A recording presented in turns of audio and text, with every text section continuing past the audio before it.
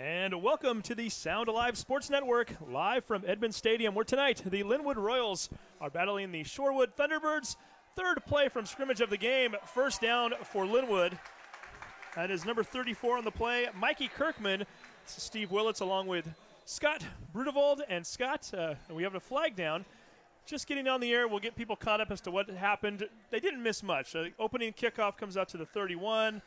Lynnwood on the first play. Alton Hammond, a rush for maybe a half of a yard. Very next play, number 24, that's Raymond Roa, had a gain of about 7. And then the Mikey Kirkman carry there, which apparently is going to stand, and a foul on the end of it. So give Lynnwood the first down, and they finally move into Shorewood territory. Yeah, and I think they're called a face mask on that, Steve. 5 yards, but that gives them the first down. And right now, Lynnwood's doing what they did 2 weeks ago when we saw them. They're keeping the ball on the ground and running it. And I think they're going to try to make Shorewood's going to make them try to stop them off the line of scrimmage. So here we go, 10:44 to go here. First quarter, no score. Hammond to throw for the first time today. Scrambles, finally throws down the left sideline, incomplete. Raymond Roa had broken free down the left sideline. And if that ball's thrown just a little bit shorter, that would have been a 47-yard touchdown. Yeah, and number 20, Chris O'Brien, was on the pursuit of Hammond on that one. Real nice, nifty move on his part, but like you said, he overthrew the receiver. And that's what Alton Hammond will do right there. He can drop back to pass if nothing's open, get around, move with his legs, and much like Russell Wilson, continue to keep his eyes downfield and look for that open receiver breaking free. Creates a lot of havoc for DBs, and you saw what just happened there. 2nd and 10 coming up. They're going to go right back to the run. Roa once again out to the left, breaks free from one tackle and is finally brought down from behind. That might be a horse collar too. He gained 7, and they might be tacking another 15 on. And Skylar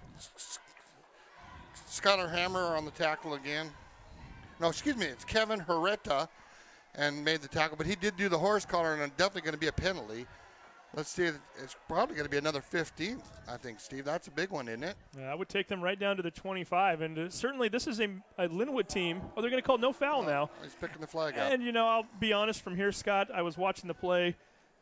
I know you want to protect the players. You want to do your best to make sure that there's an element of safety. But really, that wasn't quite a horse collar tackle. That needs to be up a little bit further into the neck. It was a little bit lower. Probably a nice no call. And give the referees a lot of credit for taking the time and getting it right. Absolutely. They're going to throw this time. Incomplete. 0 for 2 on the day is Hammond now. He was intending that pass for number 9, Andrew Warren. That's going to bring up a 4th and 3 from the 40. Lynnwood kind of in no man's land here as they're too far away for a field goal. Might see if they go for it here. I think they got to go. And you know what? On that last play, I think number 9's got to catch that ball. Oh, absolutely. That was a good pass. That wasn't Hammond's fault. And here they go. They are going for it. Hammond, who had 13 incomplete passes last week, and according to the coaches, about half of those were drops. 4th and 3. They need to get to the 37-yard line. Hammond looking to the right, scrambling out, throws. And there's another one, Riley Johnson, and he knows it too. He put his hands up to his helmet, needs to catch that ball. That's a turnover on downs. Yeah, and he's one of their clutch receivers. Usually he catches that ball. A little pregame, you know, first drive jitters. Another nice play by Hammond. You know, I almost thought he was going to keep that thing and run for the first down. So now Shorewood bringing their offense onto the field for the first time this evening. Sounds kind of odd to say this evening. It's just a little after 5 o'clock, these early doubleheader games, but it is, in fact, evening now as the sun continues to shine in the air. That will be changing shortly here as Shorewood coming onto offense for the first time today. 0-2 record on the season. This is the first game of league play. Handoff on the first play. That is number 6 up the middle. That is Jaden Kellum. Kellum getting ahead for maybe, we'll call it 3 yards. Bring up a 2nd and 7. And that tackle was made by Andrew Warren. He's a 6'4", 185 defensive back, and he's also a senior. Nice play on his part. Quarterback Alex Yee wearing the number 1, and now it's looks as though that's number 8 now. Kevin Hirohito, he's going to take the direct snap. Might have gotten back to the line of scrimmage. We'll give him a gain of 1 on the play, and that's actually number 6. The 6 and the 8 for sure will look very similar on their uniforms. That's Jaden Kellum again getting his 2nd carry. And that tackle was made by Raymond Roa, and he made a nice play. You know, I was talking to the coaches pregame, and he said number 6 is the quarterback, and they had to switch in the fall to a wing T because they just didn't really have a quarterback, and he's one of their best athletes, and so he's running the wing T offense for them. And this is Brandon Torrey, the head coach of Shorewood. If you'll notice when you look down their roster, all of their players are listed as running back. They don't have a quarterback listing per se. They do not like to throw very often. And as soon as we say that, they're going to run one more time. Kellum going up the middle, gets towards the first down marker, past it, and then a little extra as he gets into Lynnwood territory. Give him a gain of 7 on the play. Shorewood now on the 49-yard line of Lynnwood. And that was Big Riley Johnson on the tackle, the 5'11", 170-pound senior. You know what? That's a good positive drive for Shorewood. They, talking to their coaches, they moved the ball last week versus Bellingham, but they just committed a lot of turnovers, and they said that was their bugaboo. They also had 15 penalties, and coach said it's a hard to win when you have 15 penalties in a game. 15 penalties and 6 turnovers. Yeah. Good luck winning any games. And they almost did. They lost to Bellingham 21-17. Kellum takes the direct snap. He's going to keep it, and once again, the Royals are waiting for him. This time they throw him back for a loss of 2 yards. They go from one 49-yard line to the other. And that tackle was made by big Jacob Laban, 6'3", 290, offensive defensive lineman. And you're going to see a lot of Mr. Laban tonight. He gets all over the field. I want to get the starting lineup for Shorewood, and they list 4 different running backs that they play as starters. Jaden Kellum, we already mentioned, number 6. Alex Yee, number 1. Kevin Hiroheda, number 8. And then number 31, Brandon Main. The wide receiver, number 80, Matthew Bangsberg. The tight end is number 36, Eddie Solomon. Kellum taking another snap, trying to find some space, rolls off of a few tacklers, and give Kellum a lot of credit there as he took something that really wasn't there and made it into a few yards anyway. Give him, well, we'll say 3 on the play. Yeah, you know, he ran really hard, and I just saw a penalty flag thrown. Because he ran into his own lineman to start that play, Steve, and then he get an unsportsmanlike on Lynnwood. And that was going to be a 3rd and 8 coming up. Nathan Jukin on the tackle. It was an unsportsmanlike. So you go from a 3rd and 8 at the 47 to presumably a 1st and 10 at the 32. And really, Lynnwood here early on shooting themselves in the foot, both offensively with the drop passes, defensively now with the tackles and the penalties. Yeah, that's what I was going to say, too. They are definitely shooting themselves. And the 6th play of the drive coming up right here. And that's good. You know, Shorewood, from what the coaches were saying, the way that they're going to stay in this game is long, sustained drives. That's what they're trying to do. Keep that Royal offense off of the field as much as possible. And when you've got a 6-play drive that's already taken up close to 3 minutes, it's not a bad way to start. And you're into Lynnwood territory. Kellum's going to drop back to pass this time. Floats one on the left. Ball is completed at the 15, fumbled. Might have gone back on it. The ball is still being scrambled for. Both teams pointing as though they have it. Let's see what the referees decide. They're fighting down at the bottom of that pile. It looks like Shorewood's going to keep it. Brandon Main made the catch and doing a nice job, too. The ball was underthrown. Main put on the brakes, came back for it, makes the catch, picks up 17 yards on the play, and for the first time tonight, Shorewood's in the red zone. And you know, on that pass, you called it. It was underthrown. He made a beautiful play coming back for the ball, and that's a heads-up play by that receiver. Offensive line, that's number 54, Brandon Hernandez at center. Your guards, number 79, Cody Lashley, and also number 58, Troy Beach. We'll get you the tackles here in just a minute. Yee going to take the snap this time, looking for room out to the right and not having any of it. The Lynnwood Royals are going to drop him for a 3-yard loss. And that was Andrew Warren on his defensive end spot that came in and made the play. Nice job. And really snuffed that out because that was a direct snap to Yee, too. He lined up more of like a shotgun and just the ball snapped right to him. The rest of the starting lineup for Shorewood, the tackles, number 55, Chase Crowell, and number 52, Zach Holbert. We'll get to the Lynnwood defensive starters here momentarily. So 2nd and 14 coming up. They're going to call that a loss of 4 on the play. 6:55, first quarter, no score. Yee, direct snap. This time he's going to give it to Main, who was going from right to left. Ball is fumbled at the end of the play. Is that Hammond holding it up? It is. They're going to say the ball was down, however, so we'll give Maine a gain of about 2 yards, maybe 3, and we also have an injured player on the field. And that's number 5, Joseph Williamson. Or, excuse me, no, that's Joseph Williamson. Who's the injured player? Maine is the injured player. Yeah, Alan Hammond made the tackle. Or Alton Hammond, who is the quarterback for Lynnwood. Yeah, and Alton Hammond, he's one heck of a defensive player besides a great quarterback. He's always around the ball. Yeah, Hammond, who, by the way, celebrating his 18th birthday today, so happy birthday to Hammond. You mentioned defensively. He had 5 pick-sixes last year as a junior on defense, not to mention he's the starting quarterback. Not a bad all-around player. I'll tell you what, while Maine is being tended to on the field, we're going to take a quick break. 6:37 to go first quarter. You're watching Sound Live Sports Network. High school football on the Sound Live Sports Network. Neighborhood News Network, South Snohomish County's online gathering place. Visit News, MLT News, and LynnwoodToday.com for news about your community and see what your neighbors are talking about.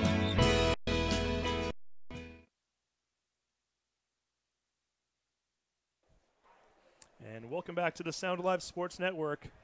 Brandon Main, the sophomore for Shorewood, who you've seen touch the ball in the last 2 plays, both as a receiver making a 17-yard catch, and then also, I should say 2 of the last 3 plays. He had the last carry there on second down, which makes it a 3rd and 13, walking off very gingerly. And Scott, you were talking to the coaching staff before the game.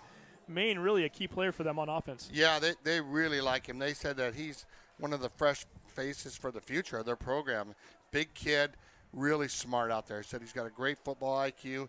And it's going to be a big loss for them to lose him if he's out for the game. And he is not able to put any weight at all on that left foot right now, or left leg, I should say. We're not sure exactly what the extent of the injury is, but certainly for a Shorewood team that has struggled over the last couple of games here trying to get offense going, when you've got a player of that caliber going to the bench, it's not a good sign for you. And Coach also said before the game, depth is one of their biggest problems, so that's where it really hurts. They really don't have any depth. So 3rd and 13 at the 18-yard line.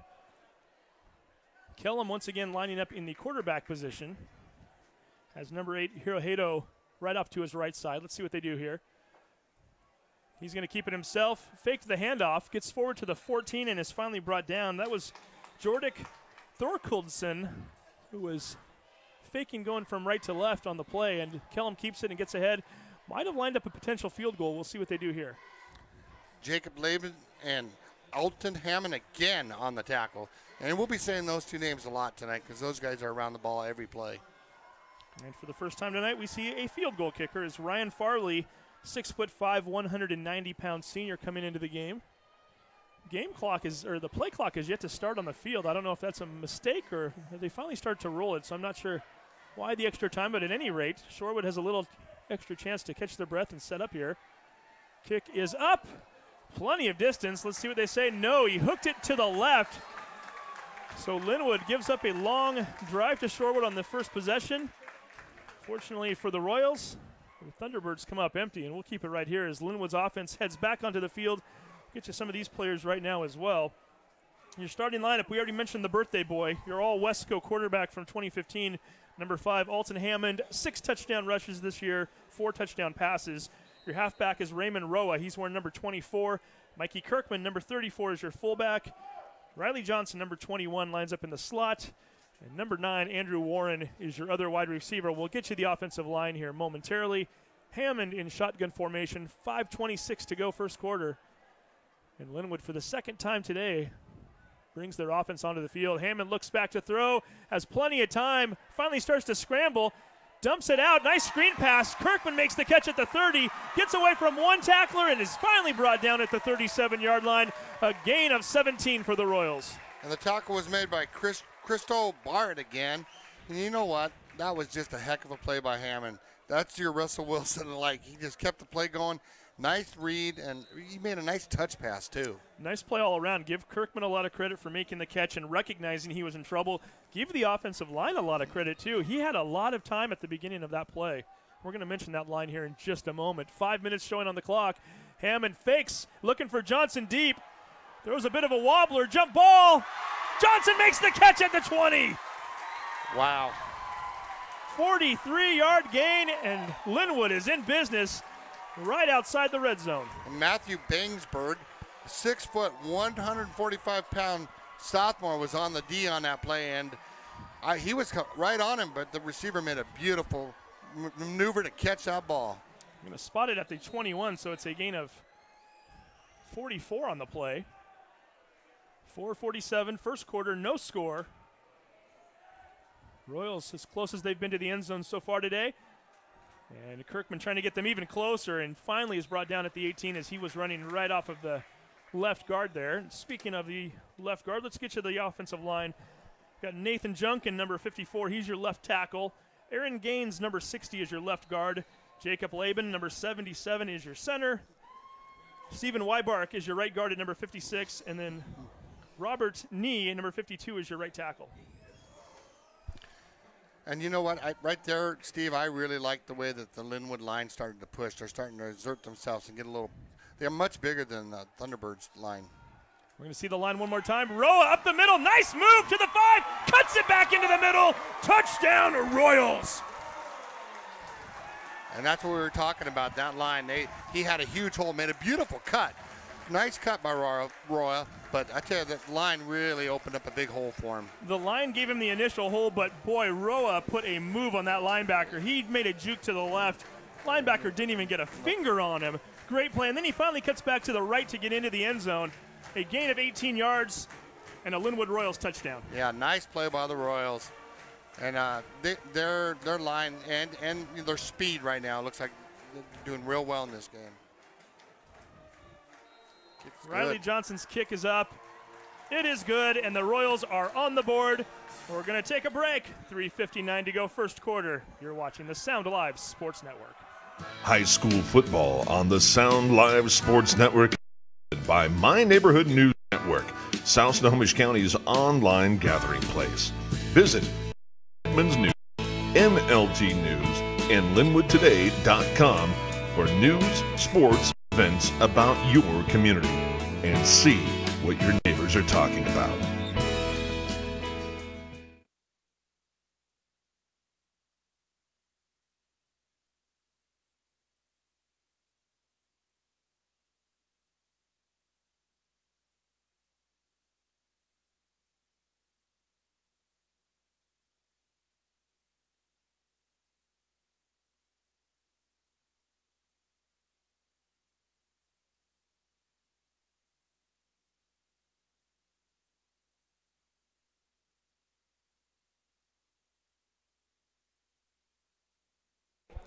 And welcome back to the Sound Alive Sports Network. 4 plays, 80 yards on that drive as Lynnwood finally gets on the board. Raymond Roa with the 18-yard run. And 8 minutes and 1 second into the game, we have our first score. Riley Johnson kicks that one down to the 21. It's bouncing around, and finally jumping on that ball is Yee. Boy, that was a perfect kick by Johnson. Nobody fielding it initially. I think that Shorewood maybe thought it was going to go out of bounds. It wasn't heading that way, so Yee very wisely just slides onto the ball. And you know, we did a game earlier this year, Steve, with Lynnwood, and I would say 80% of the time they do that pooch kick. And I said the first game I saw them, I think if I would have my receiver come up and just fair catch that ball, take it where, because it bounces, and that's what Lynnwood wants. They want that ball to bounce. Yeah, and indeed they got it. It's almost the opportunistic bounce, but nonetheless, it pins Shorewood back at the 22. Kellum once again in shotgun formation. Fake the handoff to Yee, keeps it, and he gets upended very quickly. Looked like Hammond might have been the one making the initial contact. It was. Hammond was there again. Hammond's sniffing out this wing T offense. I mean, he's got it figured out. And I wonder if the Thunderbirds might run some misdirection, you know, because what they're running right now, Lynnwood's right there every play. Well, the only throw that Kellum has made so far, he did make it a point to keep Lynnwood honest. Faked the dive and then pulled back and threw it. So you know that Lynnwood is at least keeping an eye open for that. And what that also does is it keeps Lynnwood from really stacking the box right now. Exactly. Great point. Yeah, Lynnwood cannot stack the box because he is capable of throwing it fairly long. 3:16 to go, first quarter. 2nd and 11 coming up from the 21. Yee in motion, takes the handoff, drops it. And right there, that's Laban that finally picks it up. Hammond went to bend over, could not come up with it. Yep. However, Laban does. And Lynnwood in business again as they are now, it looks like they're going to be marking that ball right inside the 10-yard line. Is that right? It is. They're going to mark it on the 9. Yeah, that's a costly play for the Thunderbirds. You know, and now, on the other hand, you're giving Lynnwood this great field position. So they just scored their first touchdown 54 seconds ago. See if they can punch another one in here very quickly as Hammond, shotgun formation, drops back to pass, looking, tries to spin out of a tackler. He does, still going, jukes another player, scrambling around, and he's going to toss the ball at the last second. It's going to be a loss of down, and I think it's going to be a loss of down because from here, it looks as though he might have thrown to one of his linemen. Yeah, I think they're going to have a legal lineman downfield. I saw that far ref throw the flag. And you can't say too many bad things about Alton Hammond because, quite frankly, more often than not, he makes something with his feet. But as is the case of a lot of quarterbacks who scramble, sometimes they scramble one or two times too many, and then you get plays like that. Yeah, and I can see the coaches just like saying, okay, do your thing, because that's what he was doing. But he did hold the ball a little too long, and he should try to throw it out of bounds is what he should do instead of throwing it to the lineman. That's kind of a costly penalty. But we'll see what happens. I don't think the Royals are that worried about it because that strengthens their offense. It's certainly going to spot them back a little ways further. Let's see if they're illegal touch. It was an illegal touch. I didn't see who caught that ball. They were on the far side of the field, but it was, in fact, one of the linemen who probably a dream come true for them, even if it doesn't count. It was 52 on that made the catch there, Tommy Nee. That's going on his highlight film. Yeah, unfortunately for him, they end up losing 12 yards on the play. They do lose it down also, so second and goal from the 22. Roa looking for space out to the left. Spin move off the cornerback, stays on his feet, gets inside the 10, bounces off of another tackler, finally goes out of bounds at the 7-yard line. Let's see where they spot that. If it isn't at the 7, it's going to be a gain of 15 yards and a great play by Raymond Roa. And that tackle was made by Alex Yee, a 5'9", 180-pound senior. And also, Skylar Hammer had him, and Roa made a great cut on him, and he didn't wrap up, and that's how Roa got the extra yardage. They ended up spotting him at the 8, so we'll call it a 14-yard gain. Raymond Roa, the transfer from Bothell, doing some big things here for Lynnwood early in the season. He's been a nice addition to that backfield. Got to get in the end zone here. They do have a fourth down play coming up if they want to use it, and Roa gets ahead to the 5-yard line, and this is going to leave Keontae Bankhead and his coaching staff with a big decision to make. Yeah, I think they're going to go for it. I think they're trying to prove a point. This early in the game, they're up 7. I think they're just going to try to smash it right down her throat, or Hammond's going to go on the outside, and he might fake pass and run. 4th and goal, 2:06 to go here in the first quarter. Lynnwood up 7, looking for more. He's got Warren out to the left. Johnson out to the right. Hammond's going to keep it. Hammond dives towards the end zone. Touchdown, Royals!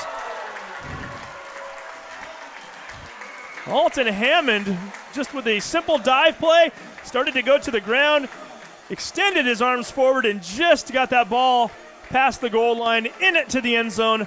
Royals up 13-0. He was not going to be denied. He was not going to be denied. He just kept going and going and going, and feet moving, and he made a beautiful play, and they scored a touchdown. The band plays. The fans are excited. It's Staff Appreciation Day here for the Lynnwood High School Royals. A lot of folks that work in the building in the house tonight. And so far, they have seen their team get out to a 14-0 lead as Riley Johnson puts the extra point up and through. 1:54 to go in the first quarter. You're watching the Sound Alive Sports Network. Clogged drain or other plumbing problems? Call Action Service. Unclogging most internal drains for just $99 plus tax. 877-5601 or visit actionjacksonplumbing.com.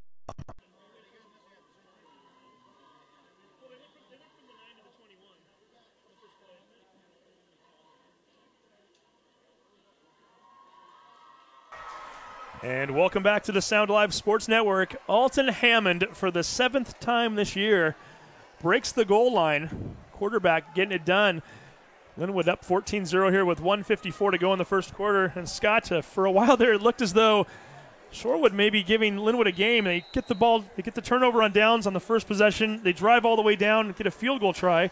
Don't convert, and then Lynnwood does what Lynnwood does. They just put 2 quick touchdowns on the board. Yeah, the momentum, that field goal miss. And they're cut. And Scott Brunewald, the coach up here in the booth, apparently Shorewood listening to him this time, as that ball was, in fact, a fair catch by Andre Martin, number 26.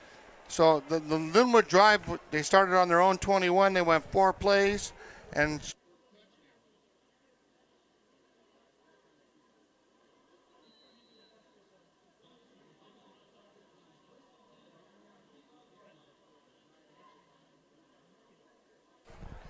we are back here, 25-yard line. Ball is snapped directly to Yee. Yee being met in the backfield. Does a nice job to try to dive back towards the line of scrimmage. Looked for a moment like he was going to lose 3 or 4 yards. Might have lost 1 on the play. Yeah, and again, Shorewood's trying to go up the middle or to the outside, and they're not getting anything, Steve. They're always going to the short side of the field right now, and Lynnwood's just got too much speed and size. I'd like to see Shorewood go to the wide side of the field where their tight end is and their slot man, should I say, because they're playing the wing T, and try to open it up a little bit, see if they can break something. Well, you'll see what they can do here. 2nd and 11. It's worth a try at this point, right? Yeah, they have nothing to lose. Before you fall behind anymore. See what Kellum does here. Yee goes in motion, and we get a whistle. Somebody must have moved. Delay of game called, okay. And we should point out this is the first time this year that we have play clocks on both ends of the end zones. On the south side, it is attached to the scoreboard. On the north side, it's attached to a scoreboard on the north side too, only it's the softball field on the back of it there. So the quarterbacks can't use that as an excuse anymore. They know exactly how much time they have, and that time they took just a little too much. It's going to bring up a 2nd and 16 from the 19-yard line. 1:08 to go here in the first quarter. Shorewood looking to try to get something going. Kellum finds a little open space, cuts it back towards the tacklers. It looked like he might have even had more space out to the right. Easy for us to say up in the booth, and is finally brought down after a gain of 1. Yeah, he got 5 yards in that play because of the penalty, and Andrew Warren made another outstanding tackle. And, that penalty killed him, Steve, because they were be a lot closer. They'd be moving the ball, but now they're 3rd and 14. Instead, it could have been maybe 3rd and 6, 3rd and 7. So we'll see what they can do here. 33 seconds to go in the first quarter. See if Kellum maybe wants to dial it up and try to throw this play, and we get another penalty. And no, they're going to call a timeout. So with 26 seconds to go in the first quarter, we have a break in the action. We'll take a 30-second break ourselves. You're watching the Sound Alive Sports Network. Clogged drain or other plumbing problems? Call Action Jackson Plumbing for 24-hour service. Unclogging most internal drains for just $99 plus tax. Call 425-877-5601 or visit actionjacksonplumbing.com.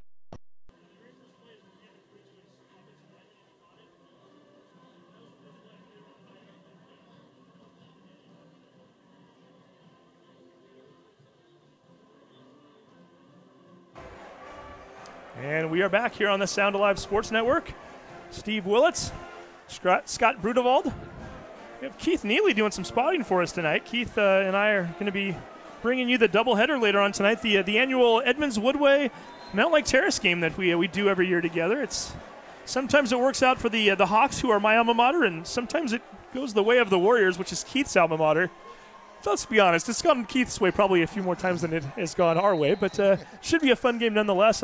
Both of these games, the first Wesco 3A South game of the year. Kellum dropping back to pass. It is 3rd and 14. Throws that one up in the air, almost picked off, and then almost caught after that. Nice job by number 7 on the play. That was Smiley Tatum, who apparently has changed his number, I noticed, too. I don't know if you guys were picking up on that. Smiley Tatum was wearing a number in the 30s 34. on week number 1. Was it 34? Yeah, he was 34 week 1. Yeah. Well, not 34 because that was Mikey Kirkman, but I think he was maybe even number 35. But nonetheless, it was threw me off there when he was wearing that number 7 early in the game.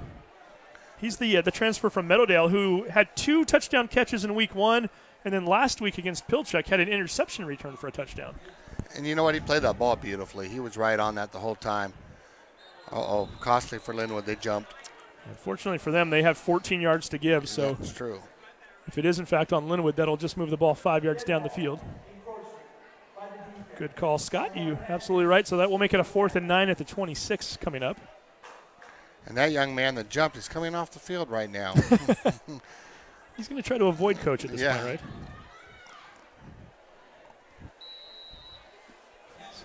So again, 20 seconds to go here in the quarter. I think that might even be Smiley Tatum back to receive here as he's got his body turned sideways to us, but it appears as though it might be number 7. That ball was almost blocked. Smiley Tatum dropping back, lets it bounce once, takes it on the 44, gets past midfield, spun around, and is dropped at the 44-yard line of Shorewood. Give him a gain of 12 on the play. And only a 30-yard kick.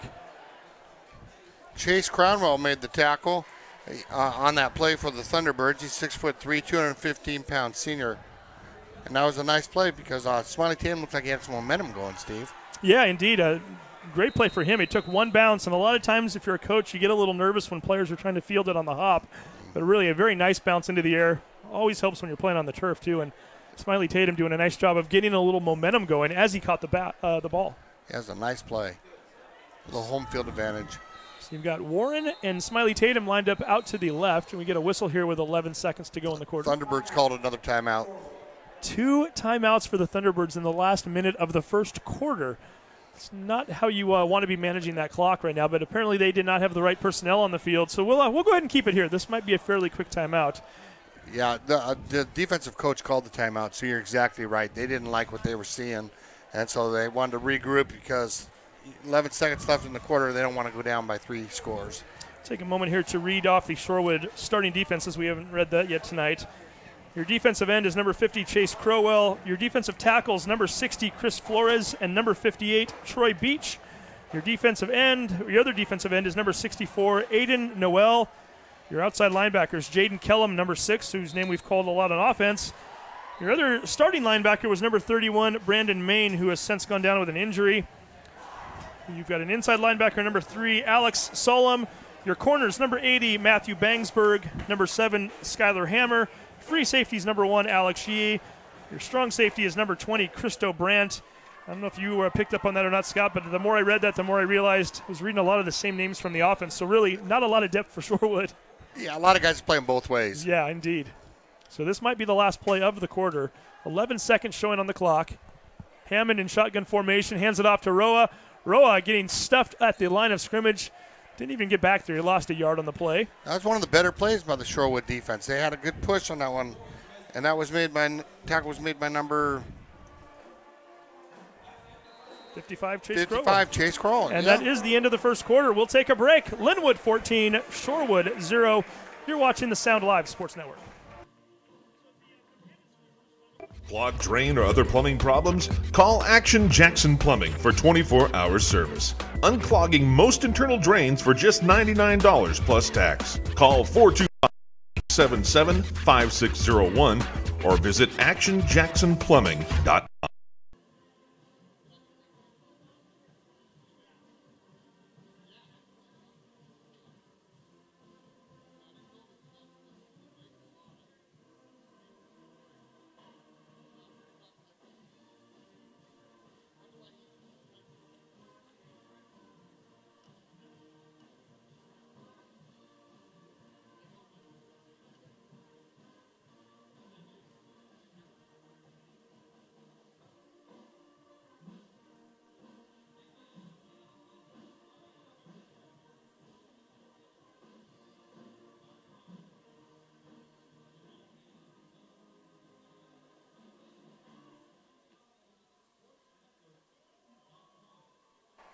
And welcome back to the Sound Live Sports Network. Steve Willits, Scott Brudevald, also joined up in the booth by Keith Neely, who is spotting for us, Angelo Camo, and Teresa Whipple, along with a few Lynnwood freshman football players helping us out tonight on cameras, and we thank them, and we'll get you their names a little later on.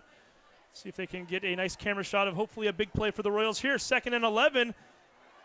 And just getting rid of that one, and he's lucky he short-hopped it because that one might have been going the other way as Hammond faked to the right, pump fake to the left, finally threw it out in the flat as he was getting ready to get tackled. And that's going to fall to the turf, 3rd and 11. And he got nailed by Chase Crowell again. The 6'3", 250-pound offensive defensive lineman is a senior, and he's getting penetration in there because Alton had to get rid of that ball. And he got one right in the chest from number 55 on that play. So the birthday boy, number 5, Alton Hammond, 18 years old today, hoping to give himself a nice birthday present. He's already got a touchdown on the evening. Let's see if he can do something here. 3rd and 11. He's just going to keep this one himself. Runs it out to the right. Penalty marker down in the backfield. He's to the 20. He's going to go into the end zone. Let's see if the play stands as the flag is at the 50. And Keith Neely is signaling that he thinks it's a hold. He saw something in the backfield. So, excuse me if I'm going to hold off on the excitement. I think Hammond just got himself a little workout. And it was a hold. It was a hold. Keith called that one correctly.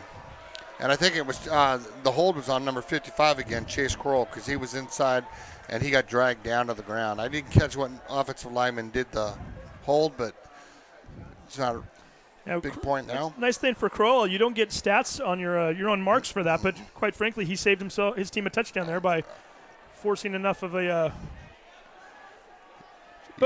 pain in the neck in the middle there to where they had to grab him and drag him down. Yeah, and you know, that play showed Alton Hammond just how versatile he is. I mean, he got the ball on the outside, and it was like, hey, I'm going. Well, he's just a credible athlete. How many teams are going to tell your quarterback, hey, on 3rd and 11, we're going to snap it to you directly, and we just want you to run out to the side.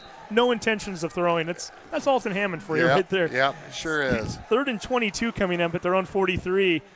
They need to get to the 35-yard line on the other side of the field. Hammond looking, dancing around, finally throws. Ball is almost picked off. Coming down with it is Yee, but he was juggling the entire time.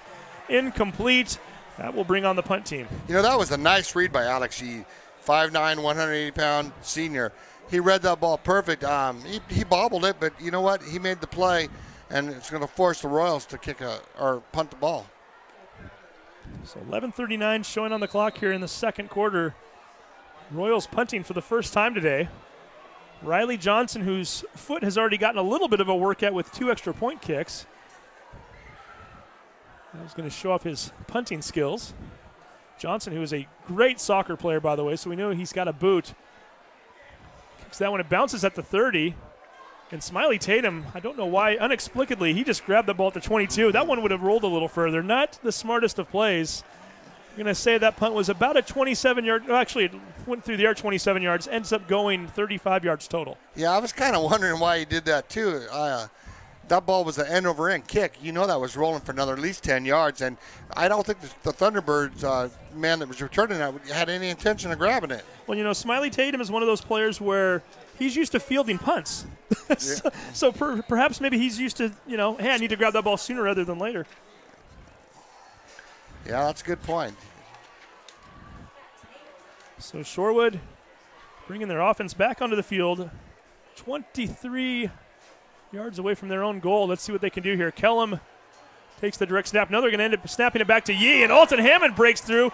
Can't stop him, but holds him up long enough for where some of his teammates can get in there. One of it, which was Stephen Weibark, number 56. And that whole play was made by Alton Hammond, Steve. He busted through that gap, and he initially stopped the quarterback who was taking it on a keeper, and then he got help from his teammates. So 2nd and 13 coming up, 20-yard line. Clock continues to run. Shorewood, who was able to get 2 first downs on their opening drive and haven't been able to get much since.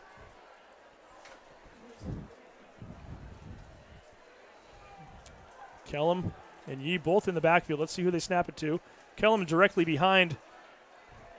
That's exactly who will have it, and he will keep it this time. Gets ahead to the 20, 21. No, he's going to end up pushing forward, and Lynnwood seems to think they have the football. Let's see what the refs say, and that is, in fact, the case.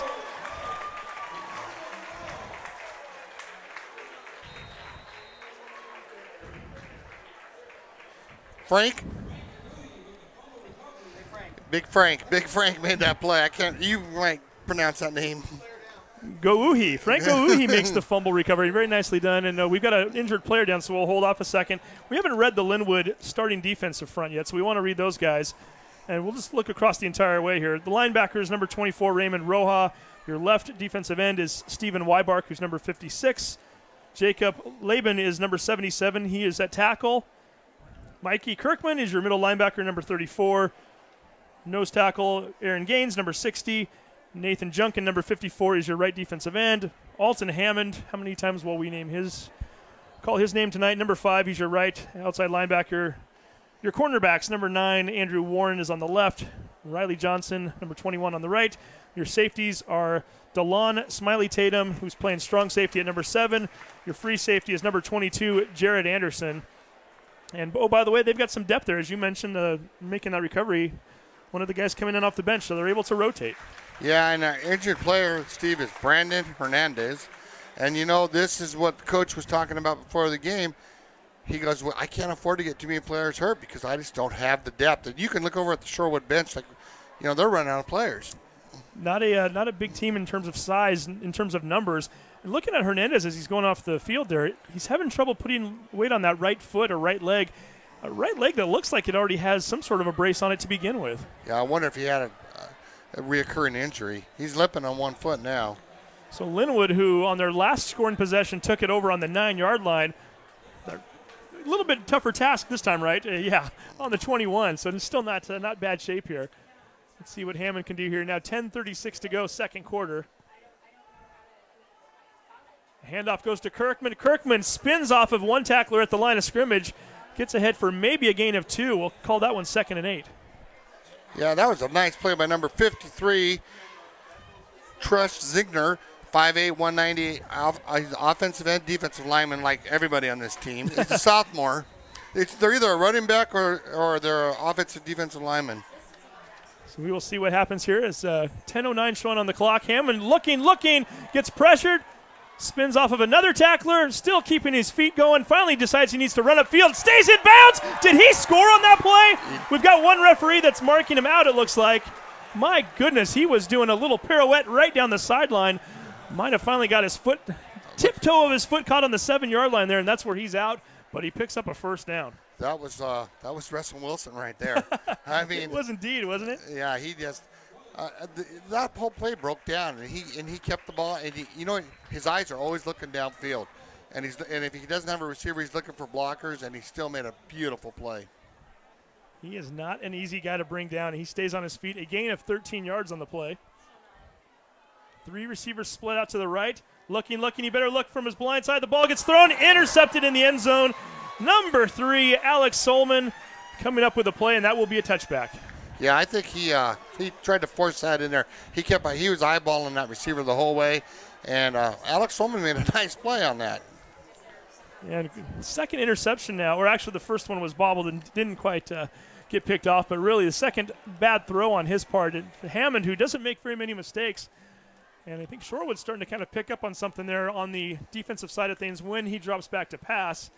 We'll see if Hammond can kind of make the adjustment he needs to and do a little better with that moving forward. Shorewood now with the ball at their own 20 with 9:54 to go in the half.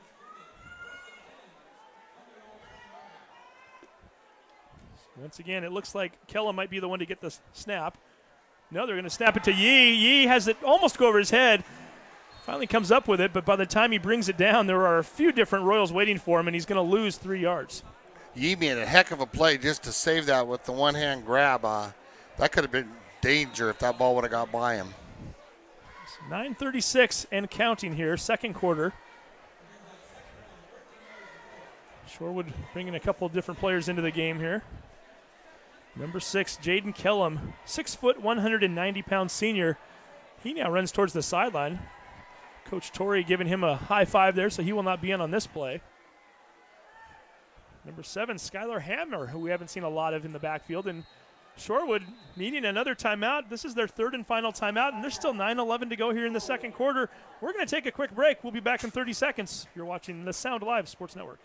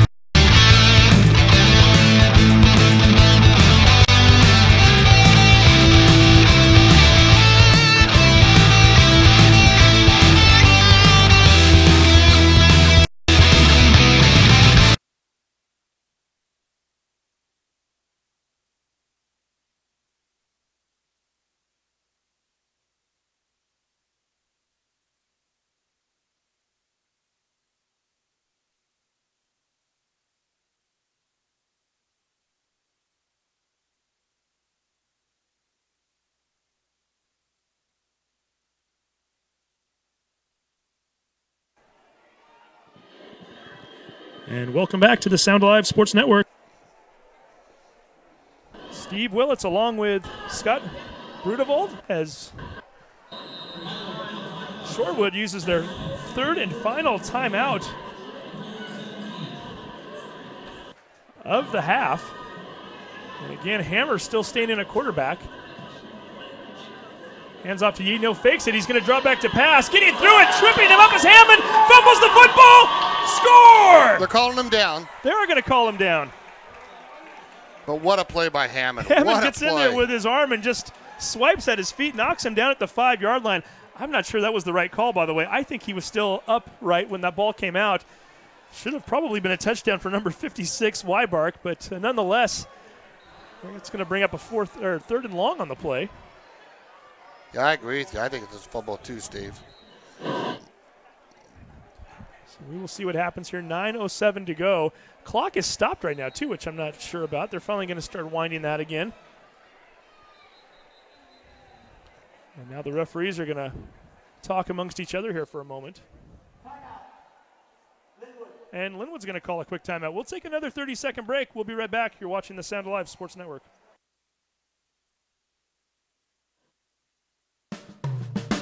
Edmonds Community College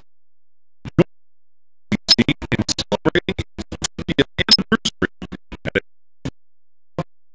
Friday, September 16th, starting at 4 p.m. on Triton Field. For more information, go to www.edc.edu/50.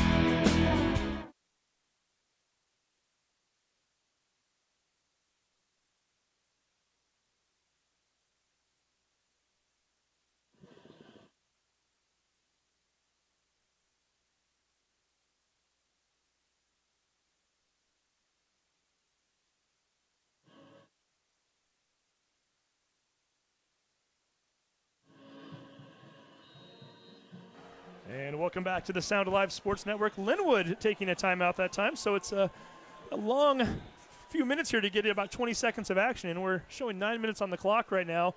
3rd and 23, and this time Hammer's going to keep it. Has a little space up the middle. Finally gets brought down around the 14-yard line, a gain of 7, and we get a late flag here. And if this is on Lynnwood, this is going to be awful news for them, because right now it would be about a 4th and 15. I hope you didn't just give them an automatic first down. I didn't see what they did. Could it be a face mask? It's the only thing I can think of. Yep.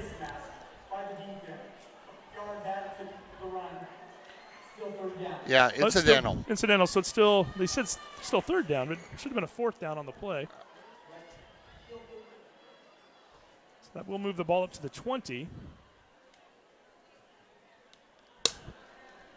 Referee's marching that off right now.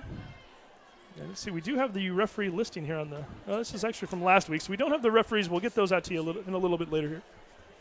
Oh, Keith Neely on top of things, pointing out to me where, in fact, the updated sheet is. So Dave Johnson is our ref tonight. Ted Jones, our umpire.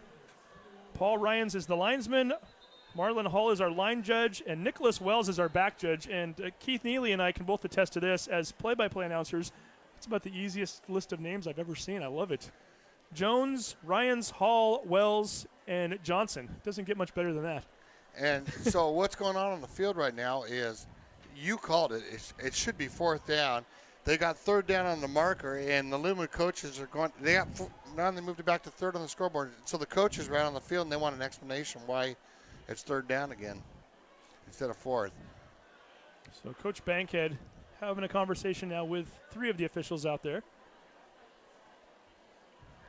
Funny thing is, the Shorewood players just broke from their huddle and were ready to come up to the line of scrimmage, and one of the other referees finally said, no, we're not quite done with this conversation. You need to get back over there for a moment. And this could be the longest quarter ever. Certainly the longest 40 seconds of play. It feels like about 8 minutes ago, 9 minutes ago, we saw 9:11 on that clock. Right now it's at 8:49. 2 timeouts, one from Lynnwood, one from Shorewood, and now a referee timeout. See if we finally get things squared away here. You must have got the explanation explained to him, because it's 3rd and 10. They're keeping it. So apparently it's not a loss of down on the play. That's the one saving grace if you're Shorewood. If you're Lynnwood, you're just happy you didn't get an automatic first down. So we had 3rd and 23 a minute ago. Now we have 3rd and 10 from the 20. Clock is running again. Hammer staying in at the quarterback position. Yee goes in motion. Handoff goes to Yee. No, Hammer's going to keep it himself. Gets forward for a nice gain of 7, maybe 8. And for Shorewood, who was pinned way back inside the 7-yard line just a few moments ago, at the very least, they've given themselves a little bit of wiggle room now and can punt from a 4th and 2 situation as opposed to punting in their own end zone. Yeah, they moved the ball out kind of nicely. Mikey Kirkman made the tackle on that play, and that was a great play by him because he could have had a little bit more yardage. I don't know if they're going to punt. I was just wondering that too. They keep their punt formation in fairly tight too. It's almost as though they put themselves in a position to where they can do either or. Maybe they're going to try to draw them offside, Steve. Salmon right back there. Nope. And did they get a whistle? They did. Flags go all over the place. Let's see what the call is here. Well, it's a delay of game, so that's going to drop them back 5 yards even further. And if you're Lynnwood, that's a huge relief because now not only one did the penalty not get called against you, but 2, it's 4th and 7. So if you jump off sides on this punt now, you're not giving them an automatic first down. You're just moving them closer. So it's a little bit more breathing room for the Royal defense too. And they were going to run looks like Shorewood was going to run that little pooch kick. And now I think they're going to have to go conventional because, no, they're going to do the same thing. 7:44 showing on the clock. Skylar Hammer. It's quite the football name. 6 foot, 160-pound sophomore back there. And that's what we talked about right there. Lynnwood sending 3 guys offsides. Fortunately for them, you only get 1 penalty. So that will move the ball up 5 yards, and it remains 4th and 2. And I know that Coach Bankhead cannot like that because he's got to have his players be more disciplined. I mean, 4th and 7 and 4th and 2, there's a big difference there. It's funny. I can't be blamed for the jinx because I didn't bring this up on the air, but this is one of those games where I figured going into it, both teams were going to run a lot. It was going to be a quick game. First quarter was relatively quick, and all of a sudden, we've really been bogged down by these penalties and timeouts and everything else. We'll see how the next 7:44 go, but that's how much time we have left here in the first half. And that ball's almost blocked. Roa almost got through for it. The ball bounces at the 47, rolls out of bounds finally at the 41-yard line. Call that a 31-yard punt on the play. And Lynnwood taking the ball over in fairly good field position. Not quite as good as at the Shorewood 9 or the Shorewood 21 like they've had, but still, nonetheless, 41-yard line, they'll take that. Oh, by all means. And, they, like you said, they've been on the Shorewood side of the field the whole game. Honestly, Lynnwood should have more points than they have. You've driven down for an 80-yard score. You took the ball over twice, almost inside the 20-yard line, and you only have 1 touchdown to show for it. We'll see what they can do this time. 7:35 left here in the second quarter. Hammond hands off to Roa. Roa does a nice job to cut back into the middle. Another flag is down. Roa finally falling down to the turf at the 46. A gain of about 12, 13 yards on the play. But I have a feeling this one might be coming back. Yeah, that's back there where they call hold, and it is a hold. In Shorewood, you mentioned it earlier, Scott. This is a thin team. It looks as though they might be dealing with yet another injury as Jaden Kellum, who's played a huge role for them both offensively and defensively, really struggling to shake off some sort of an injury from that last play, and he's now going to run to the sideline. Yeah, he just took himself out. He just tapped out to the coach. So, yeah, that's going to hurt Shorewood. The saving grace is Lynnwood's back 10 yards on the hold penalty for Shorewood, and now you got, 1st and 20? Yeah, it's a spot foul, so let's see where they end up putting it. It might even be further than that. Let's see where they finally mark it down, and it looks as though they're going to put it right at the, you're right, for good call there. It's right about at the 31. We'll call it 1st and 20. Wasting no time. The Royals are already back up at the line of scrimmage. You've got 2 receivers out to the right. That's Riley Johnson and Jared Anderson on his outside. Johnson finally goes in motion. He's got Smiley Tatum over there as well on the left. Handoff goes to Kirkman. Kirkman gets a nice little block, cuts it back, puts his shoulder down, and finally goes forward almost back to the original line of scrimmage. We'll give him a 9-yard gain on the play. We'll bring up a 2nd and 11. And Troy Beach on the tackle, the 5'11", 195-pound senior. Boy, that was some power running by Kirkman there. I mean, he must have got 5 yards on his own just by moving those big legs of his. He's a big boy. Kirkman's listed at 6'1", 208, and Scott, he lost like 35 pounds this offseason. Wow. He was an even bigger boy before, and I'll tell you what, I saw Mikey away from the football field a couple weeks ago. He's a pretty cut kid, too. You're not going to want to tackle him by yourself if you don't have to. Quick throw out to the right. That's Riley Johnson getting his first catch. getting dragged down by his undershirt. The 48-yard line, finally gets ahead to the 47. Give him a gain of 12 on the play and a first down, and Riley Johnson might need to change that shirt at halftime as that thing just got stretched up from a large to a 4XL. Chris O'Brien on the tackle with Edward Solman. And, you know, Riley just did that on his own. I mean, he got that ball, and he got that first down for the Royals. Looks like he's wearing a skirt right now as that shirt is pulled all the way down in the back there. Nice throw over the middle. That's Anderson as he did the slant. Finally gets brought down at the 21-yard line, a gain of 25, and another Royals first down. And Alex Yee on the tackle. Boy, wasn't that a nice play. Hammond, he knew exactly where he was going with that ball, and the gentleman ran a slot, and he ran a crossing pattern, hit him in stride. Nice play. Lynnwood trying to get the hurry-up offense going. Smiley Tatum and Johnson out to the left. Handoff is going to go to Smiley Tatum. Tatum to the right. Thrown down at the 6-yard line, a gain of 16 yards. Jaden Kellum came back in the game because he's the one that made the tackle, number 6. But you know what? It looks like he's okay. Might have been a uniform malfunction there as he was just reaching down to adjust one of his pads, and you're absolutely right. A nice job by Kellum, who 2 plays ago was wobbling off the field, and now he's right back in there. And saved a touchdown. Ready to play linebacker again. Kirkman with the handoff. Kirkman with the end zone. A touchdown, Royals. There was a great block by Jacob Laban from his inside tackle position. He opened up that hole. He took two Thunderbirds out, and Kirkman walked on in for a touchdown. 20-0 Royals over Shorewood. 5:41 to go here in the first half. Everybody getting in on the action now. Kirkman getting his first score of the night. Riley Johnson in for his 3rd point after touchdown attempt. The kick is up, and he misses it, pushes it just a little off, I believe, to the right. I think Lynnwood's feeling okay, though. They're up 20-0. We're going to take a break. When we come back, we'll have the remainder of the second quarter. You're watching the Sound Alive Sports Network. Edmonds Community College. Join Edmonds CC in celebrating its 50th anniversary at its celebration kickoff event Friday, September 16th, starting at 4 p.m. on Triton Field. For more information, go to www.edcc.edu/50.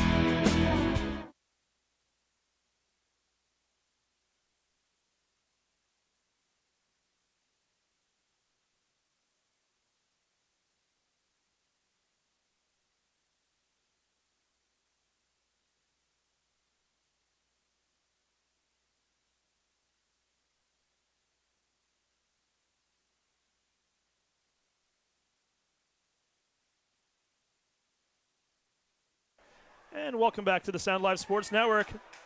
Pooch kick, and that one goes beyond 10 yards, and doing a nice job of recovering that one is Matthew Bangsberg. And not only did he recover it, but he gives his Thunderbirds very nice field position as Shorewood will get the ball at the 48-yard line to start this drive. And I think on that one, Steve, that was not – they were going for almost the onside kick. I would almost call that an onside kick. They were trying to get the ball back. Yeah, I wasn't sure if that was an onside kick or just a feeble attempt at a pooch. It was kind of hard to tell, but you're absolutely right. It could have easily been an onside kick right in that vicinity anyway. And Shorewood with one of their better starting positions, if not their best starting position of the evening. That last drive, by the way, was a 5-play drive. And this ball goes way up into the air. Hammer having to go high to get it.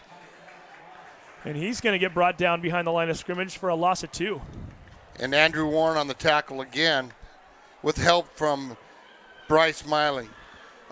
You know, that's about the 3rd or 4th time we've seen that snap be high today to the Thunderbirds. And that's costing their play timing-wise because the quarterbacks are reaching up to get the play, and that's really starting to hurt them a little bit. By the way, you just mentioned Bryce Milne's name. I want to call him out. Bryce missed the first 2 games of the season, hurt his knee during the offseason. He was a second-team All-West Coast safety last year, so good to see Milne back on the field finally, number 10. And he's a big part of Lynnwood's plans going forward. And it's Hammer dropping back to pass. Flag is thrown into the backfield, so I'm guessing this one might be coming back too. Nice job by Hammer. He hits the ground. I think they're going to say that was down on contact. It was, in fact, the case. A run for 17 yards if it stands, but again, flag was back at the 45-yard line. Yeah, I think this one's coming back. You called that. also, you know, the rough thing for the Thunderbirds, that's probably their best offensive play of the game, too. So they will march that one back. We invite everyone to stick around at halftime. It will be the Action at Jackson Plumbing halftime report. We'll have a special guest and get you caught up on what's going on. That is, in fact, a holding call. Hey, Scott, while we got a chance here, I need to do a shout-out. Every once in a while we get these. Was down on the field talking to the coaches before the game. David Harris, who is one of the assistant coaches for Lynnwood, also a 2008 Lynnwood grad. David's parents, David Sr. and Vanessa, they watch the games every week in St. Louis, where they live now. So I told David we'd say hi to Mom and Dad. We always appreciate them watching. They were disappointed last week when they found out that we don't do the road games too. So we appreciate the Harrises for watching all season long. And they got to like what they see so far. And here comes the blitz. Hammer in trouble. Gets out of it. Rolls out to the right. Still looking downfield. Laban cuts him off. Laban finally makes the tackle back at the 25. That's going to be a loss of about 9 yards. Boy, that, you know, Steve, on that play, that was the whole Lynnwood defense. Because Alton Hammond's the one that was in the backfield originally, and he was chasing him around, and then they ran into big Jacob Laban. And usually that doesn't come out good for you if you're on the offense. They're going to spot it at the 26-yard line, so it is third and about shoreline almost as they're going towards the Shorewood field right now. They're going to spot it at the 26, so it's 3rd and 32 coming up. And Shorewood without a deep passing game, that might as well be shoreline, as they do not like to throw that ball down the field any further than they have to. We'll see what happens here. Kellum's going to keep it, and Kellum's not getting very far at all. Barely past the line of scrimmage. Give him a 1-yard gain on the play. Andrew Carr on that tackle. And you know what? I think the Thunderbirds are just playing it safe. Now Lynnwood called timeout.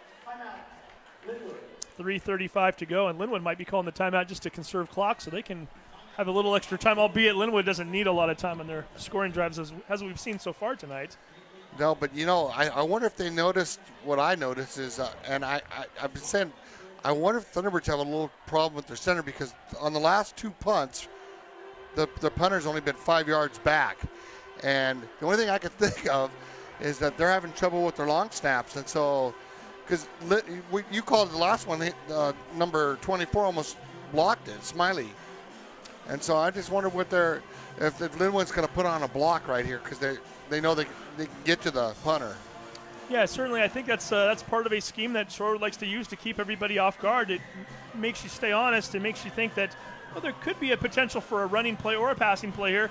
We have to keep some extra guys up further. But you know what? On 4th and 31, you're not fooling anybody. You're not running a fake on this play.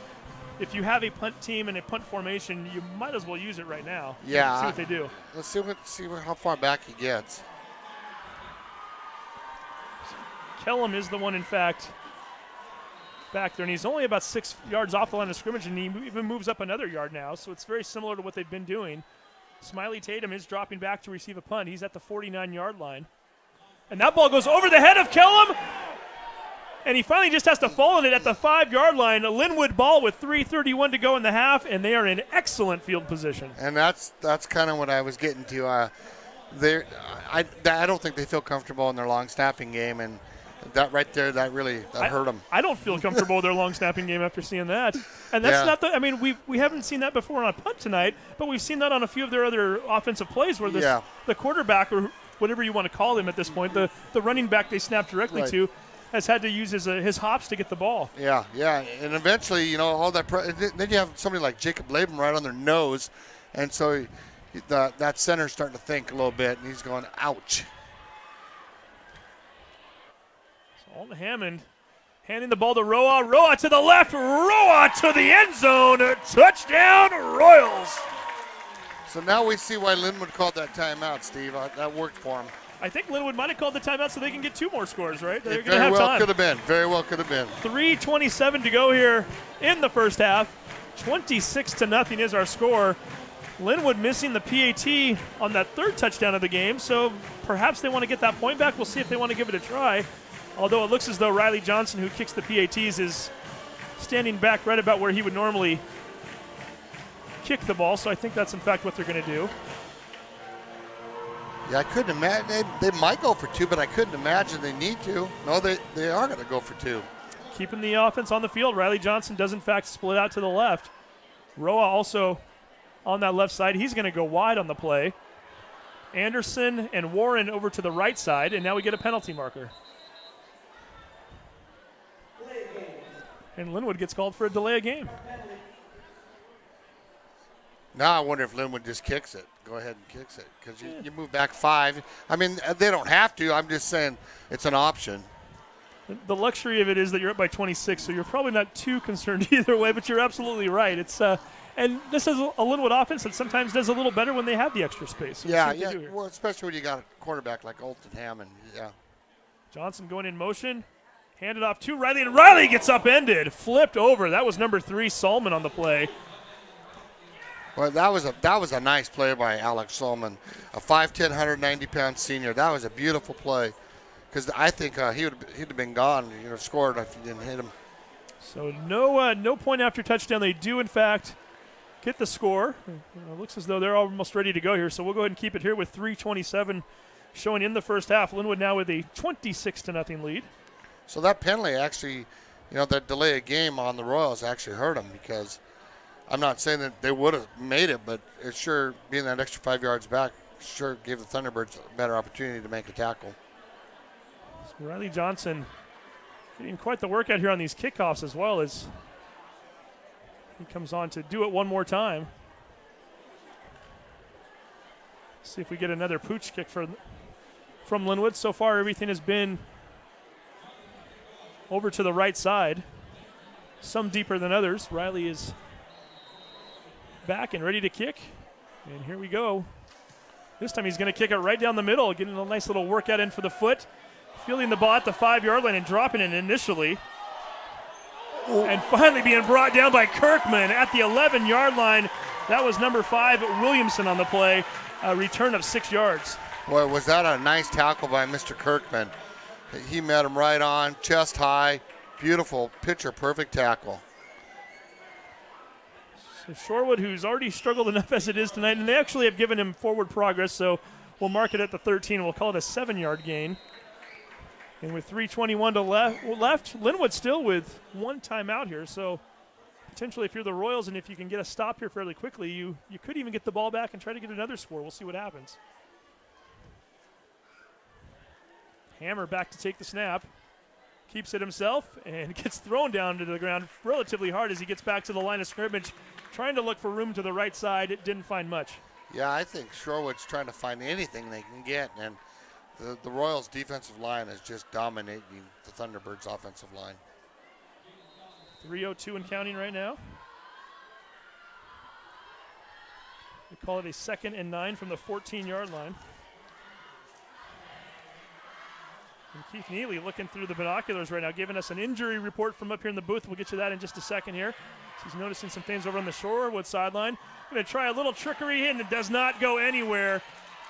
Ball was snapped to, I believe that might have been Hammer. Hammer hands it off immediately to one of the Shorewood players that was trying to cut over from right to left. That was number 25, Thorkildsen, and Thorkildsen loses 3 yards on the play.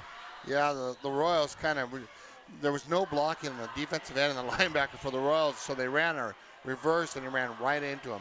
If they're going to run that play, the Thunderbirds tackle and tight end got to get out and put a block on the Royals defensive tackle, and because that was too easy. It was too easy, Steve. 3rd and 13 from the 10-yard line. 2:04 remaining here in the half. Got to get to a little bit past the 23-yard line for a first down. And we get yet another penalty flag. And once again, we are going to get another delay of game with 1:57 to go. And oh, by the way, as if that's not bad enough, injury and insult here. Keith Neely just pointing out there are 3 players over on the sideline right now for Shorewood, all sitting along the bench, all ice on their knees. It's number 54, Brandon Hernandez, who we saw go out earlier.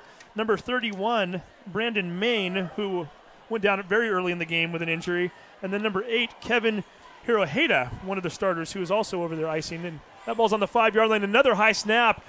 This time, they get a little bit of yardage back. No, they're not. He's going to get swung down and thrown back into the end zone. Forward progress is going to be stopped at the 5, maybe even the 6, but another great job by the Royals. And immediately, Bankhead jumping up and down. He wants to use that final timeout. Yeah, smart timeout.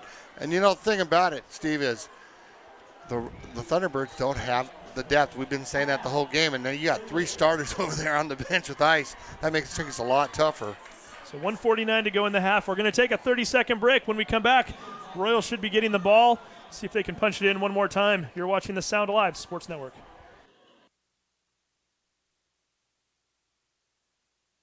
High school football on the Sound Live Sports Network is presented by My Neighborhood News Network, South Snohomish County's online gathering place. Visit My Edmonds News, MLT News, and LynnwoodToday.com for news, sports, and events about your community, and see what your neighbors are talking about.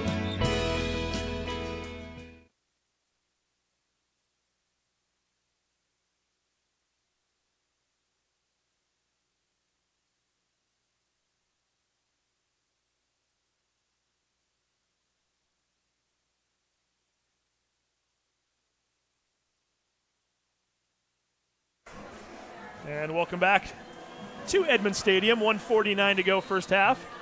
All Royals here tonight as Lynnwood trying to go 3-0 on the season for the first time in over 20 years. And they're well on their way right now, 26-0. Here comes the punt. And Smiley Tatum not going to have any chance to return this one as it is booted out of bounds. At the 20, Steve. At the 20-yard line. That is a 14-yard kick. And Lynnwood, who time and time again has had short yardage field position, they're going to have it again here with 1:45 to go. They're out of timeouts, but with 1:45 left, I have a feeling you really don't need a timeout right now. Not the way this offense is running. And you know that timeout that Coach Bankhead made this last timeout was a great call because, you know, the clock's not going to start till the ball's in play. 1:45, like you said, that's a lot of time for the way this offense is running tonight. So here we go again. 26-0. Lynnwood with 4 touchdowns already on the evening. And Alton Hammond in shotgun formation. Fakes the handoff to Kirkman, keeps it himself, does a nice job of waiting for something to develop, cuts it out to the right, finds some open space, keeps his feet, and gets into the end zone. A touchdown to Royals! That's as good a play as you're going to see in a high school football game, folks. The way he tiptoed down that down the sideline, that's amazing. Amazing footwork right there by number 5. The footwork at the end of the run, but more importantly at the beginning of the run, the patience. Takes the snap, had nowhere to go up the middle, danced around kind of side to side for a moment, knew that his blockers were going to create something, waited, found the opening to the right, took advantage of it, and then he just danced right down the sideline. He is incredible. You couldn't have said that better, too, and it was the patience. He just sat and wait, and then when he saw that hole, he was gone. Nice job, Al. The kick is up, and the kick is good. 1:35 left in the half. Lynnwood 33, Shorewood nothing. We're going to take another break. You're watching the Sound Alive Sports Network. Clogged drain or other plumbing problems? Call Action Jackson Plumbing for 24-hour service. Unclogging most internal drains for just $99 plus tax. Call 425-877-5601 or visit actionjacksonplumbing.com.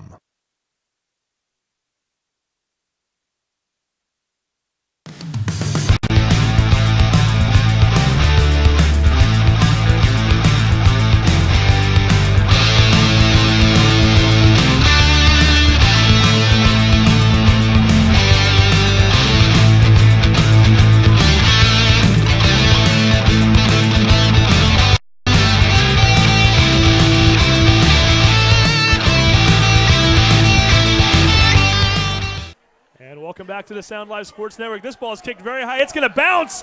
Lynnwood's got a chance for it. It's still on the ground. Royals recover at the 30. Ryan Trong coming up with the ball. The 5'8", 180-pound junior.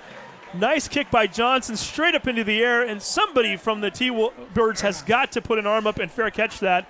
Did not happen. It bounces around. Anybody's ball at that point. Royals, for the 6th time out of 9 drives tonight, start on the Shorewood side of the field. 5 of those drives are inside the 30 now. It looked like to me nobody wanted to catch that ball for the Thunderbirds. Hammond dropping back to pass. He's looking for more. He's in trouble, bounces around, finally throws it, and incomplete, and that one almost went the other way. That was number 36, Edward Solomon, who had the inside track on that ball. Falls to the turf. We're going to get 2nd and 10. That's one of the better plays on the Thunderbirds defense tonight. Hammond's clapping his hands. He wants to get his team up to the line of scrimmage and ready to go. But that was a great play by the D-line for the Thunderbirds. Yeah, number 60, Chris Flores, I believe, was the one who put pressure on him. Hammond's going to drop back to pass, dances around, throws it out to Johnson. Incomplete, and that will bring up a 3rd and 10 with 1:20 to go. And he had him. He kind of lofted that a little easy, a little soft, because Johnson was open. So Lynnwood with 3rd and long, which they're not accustomed to seeing. At least they haven't been in these last few drives, and we'll see what they can do here with 1:20 to go. I interviewed Riley Johnson and Alton Hammond a couple of weeks ago for a show that we do, a weekly video show. Johnson seems to think, or Hammond was the one telling me that he thinks Johnson has 55-yard range possibly. We'll see. He might need it here. Throws that one to Milne. Milne with his first catch of the year. Milne, is he in? He is. Touchdown, Royals. Bryce Milne with his first action of the season, and all he does is catches a 30-yard touchdown pass, 39-0. Wow. That's all you can say. Wow.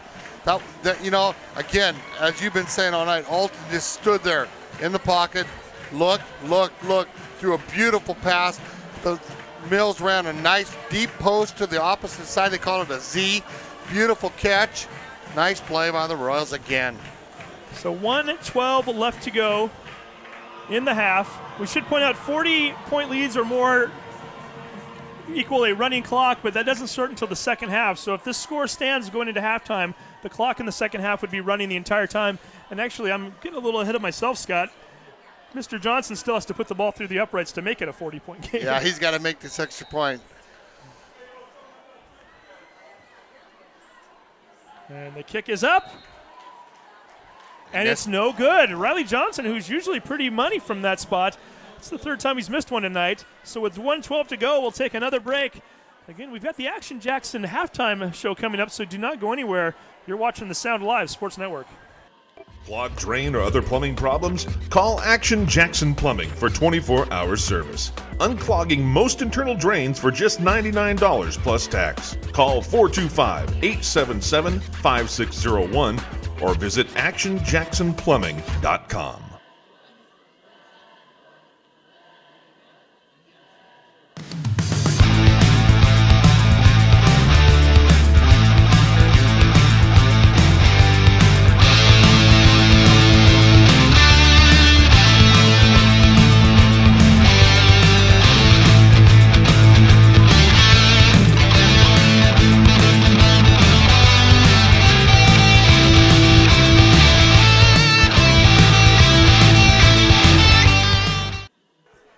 Back again, 1:12 to go, and this time Riley Johnson just boots it into the end zone. Scott, I do need to make one correction. I did just mention that Johnson had missed 3 PATs. In fact, missed 2, as one of the missed attempts was a 2-point conversion. But nonetheless, a great kicker and having a great night all around. This whole team is right now. It's 39-0, and these points are coming in bunches, right? Yeah, they scored 18 points in the last 2 minutes and 16 seconds, folks. And when you do that, you win football games. And on the other hand, Shorewood, they got to figure out a way just to sustain some drives, to get some momentum going. I don't know. They got a minute 12. They got to just get a first down. I mean, they got to take small steps. Well, like we pointed out a minute ago, the drama up here for us right now is that it is not going to be a running clock to start the second half. We're 1 measly point away from that right now, as you need to be up by 40 at some point. We're gonna get yet another penalty. Those yellow flags have been all over the field tonight. Somebody's gonna have to do some laundry to get ready for next week. This one looks like. Yeah, that's what I counted 12 guys. That's what I thought it was. There's 12 guys out there in the field for Lynnwood. Lynnwood doesn't need 12 guys the way they're playing tonight. No, that's the last. They really only need about 10 or 9 right now, but nonetheless, one of them does run off.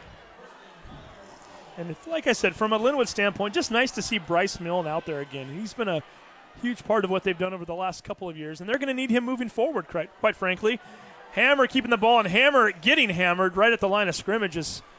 Was hit low by somebody. I didn't see who it was, and then spun off and then popped from the high side also.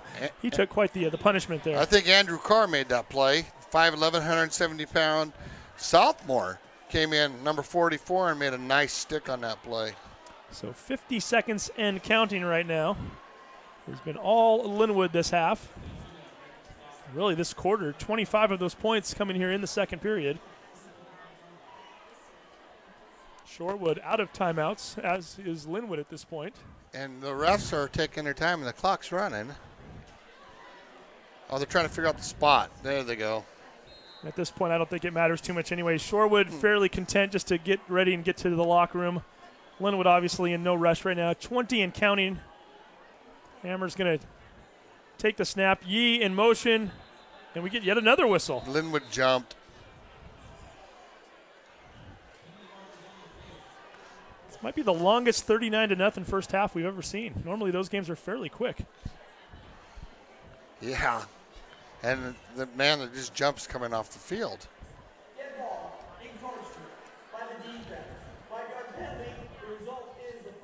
That will move the ball up to the 30-yard line. And if you're Shorewood, what are you trying to do right here? Are you just run another offensive play? It's just to kind of see what you can do. You're not obviously looking like you're putting any kind of a formation out there where you're going to throw a long pass. I think what you said. I think you just run the play, get off the field, regroup, get into the locker room, and figure out what we got to do for the second half to make this ball game. Yee in motion one more time. Hammer's going to keep it. Hammer's going to go down at the 30, right back at the line of scrimmage. And that should do it here in the first half. And what has been a very long half of both timing-wise and for the Thunderbirds. 39-0 is our score. Everybody head into the locker room. We're going to take a break. When we come back, we will have the Action Jackson Plumbing halftime report. You're watching the Sound Live Sports Network.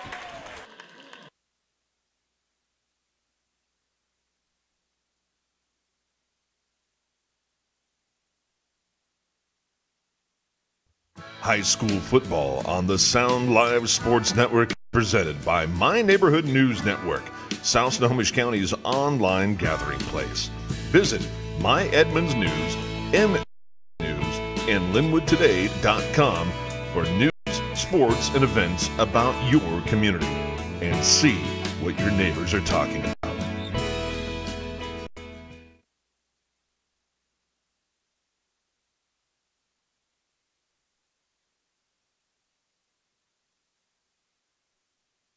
Clogged drain or other plumbing problems? Call Action Jackson Plumbing for 24-hour service. Unclogging most internal drains for just $99 plus tax. Call 425-877-5601 or visit actionjacksonplumbing.com.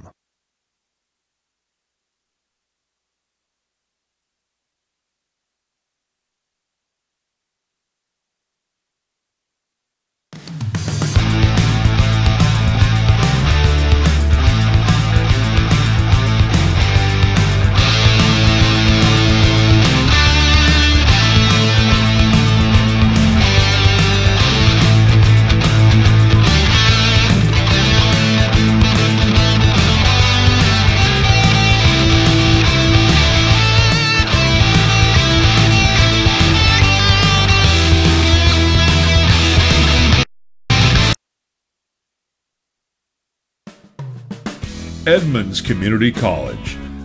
Edmonds CC in celebrating its 50th anniversary at its Friday, September 16th, starting at 4 p.m. on Triton Field. For more information, go to www.edcc.edu/50. High school football on the Sound Live Sports Network is presented by My Neighborhood News Network, South Snohomish County's online gathering place. Visit My Edmonds News, MLT News, and LynnwoodToday.com for news, sports, and events about your community, and see what your neighbors are talking about. Clogged drain or other plumbing problems? Call Action Jackson Plumbing for 24-hour service. Unclogging most internal drains for just $99 plus tax. Call 425-877-5601 or visit actionjacksonplumbing.com. And welcome back to the Action Jackson Plumbing halftime report. Before we get to our interview, I wanted to show what's going on in the field right now. It is Staff Appreciation Day at this game for Lynnwood High School. See Coach Bankhead, who works in the building during the day, and he is out there along with a few of the other coaches. It looks as though we have some of the teachers and other personnel from the school. Really kind of a neat moment here. The cheerleaders are out there. They were giving everybody a nice round of applause as they walked onto the field. Coach Bankhead and a few of the other coaches still staying out there, so a nice moment all around as they're showing support and showing thanks to the teachers and the administration who works at the school, and that's what it's all about, really. And that's a nice segue for us, because joining me right now on camera here, Deb Anderson. Deb, go ahead and give us your title. I always forget. I know the name changes every so often, but what is the name of the foundation right now, and what are we doing? So I'm Deb Anderson. I'm the Executive Director for the Foundation for Edmonds School District, and we are here to talk about our 8th annual Celebrate Schools 5K run. And this is a 5K run, like you mentioned. It's the 8th annual. Big fundraiser. First of all, I guess before we talk a little bit more about the event itself, talk about the foundation. What exactly does it do? I think there's always this misconception that, well, taxpayers pay for everything, and really there's no money that needs to be raised. So what's the foundation for? Well, there is a tremendous lack of federal and state funding, and our job is to help fill in the gap where there's a lack of federal and state funding and help fill in programs to help struggling students. So some of the programs that we fund are scholarships. We help our students who are taking college-level coursework to stipends to convert that to a college credit, from high school to college credit. We pay for students to take the PSAT test. A new program that we launched last year was World Language Test Fees. So our students where English is not their first language, they can test proficient in their native language and earn world language credits. A new program we're launching this year in partnership with the Edmonds Daybreaker Rotary Club through their Jazz Connection is developing a music program for our middle school and high school students, students that are maybe underrepresented or underserved, to try to broaden the music programs in our schools. And then, of course, our Nourishing Network program, which is our weekend meal program to feed our homeless kids in the Edmonds School District. So this is a completely wide scope here. This is for every school in the district, right? How many schools are there right now? 33. We're the largest school district in Snohomish County, and our service boundaries include Briar, Edmonds, Lynnwood, Montlake Terrace, Woodway, and unincorporated Snohomish County and Bothell. So really a big undertaking for you, and again, it's vital that we have this program, because these programs are very much needed, and without this foundation, we don't pay for these programs. And so how we fund those programs is by fundraising, and our 5K is a big fundraising event for the foundation. It's on Saturday, October 1st at Alderwood Mall. Starts and stops in front of Lowe's Theater and goes out onto the interurban and back. And if you can hear the music or the band in the background, we have our high school drum lines there. They duke it out for money for their music programs, and it's a lot of fun. So bands are there. Are there other activities going on for kids and families as well? There's a free children's fun run for kids 10 and under, and that kicks off just before the 5K. And then, of course, the run, the bands. We have our cheer squads there. They'll be performing. We have our sponsors will be there with activities and games for kids to play and interact. So it's a great time. Now, can folks register for this event beforehand, or do they need to register the day of? Both, but I highly recommend registering beforehand. So you can go to our website, Edmonds. Let's see, what is our website? foundationesd.org. I should know this. That's what Google's for these days, too, right? As long as you say it and get the wording down, you can find it. But You can. Foundationesd.org. It's on our homepage. Just click on Celebrate Schools icon, and it will take you right to the registration page. And, sign up to participate in the Celebrate Schools 5K event. So you get band music there, the battle of the bands at that. Yes. You get a 5K run. You get other interactive activities. A lot of fun to be had for everybody. And give us the date and time one more time, because you can never hear it enough, right? Never can hear it enough. Saturday, October 1st at Alderwood Mall. Registration starts at 7. The race is at 8 o'clock, and we look forward to seeing you there. And perfect. And now other activities coming up in the future, are those also on the website if people want to get more involved and contribute? Absolutely. So we'll have our Read Across America event in March. Our STEM Expo will be in April, and of course our annual fundraising breakfast will be in May. So very vital that people help out with this. So get out there. At the very least, you can donate online, but we'd rather see October 1st at the Alderwood Mall. It's a Saturday morning. Get up a little early, have some fun. You'll have the rest of your day to go out and spend it with the family and absolutely make a day of it. It's pet friendly. It's stroller friendly. Bring your family, bring your kids, bring Fido, and come out and have a great time. What more can you want? Hey, Deb Anderson, thank you very much. Nice to see you again, Steve. You as well, and we will see you throughout the year, and we'll see you on October 1st. We'll see you on October 1st. We're going to take a quick break. Once again, you are watching the Action Jackson Plumbing Halftime Report.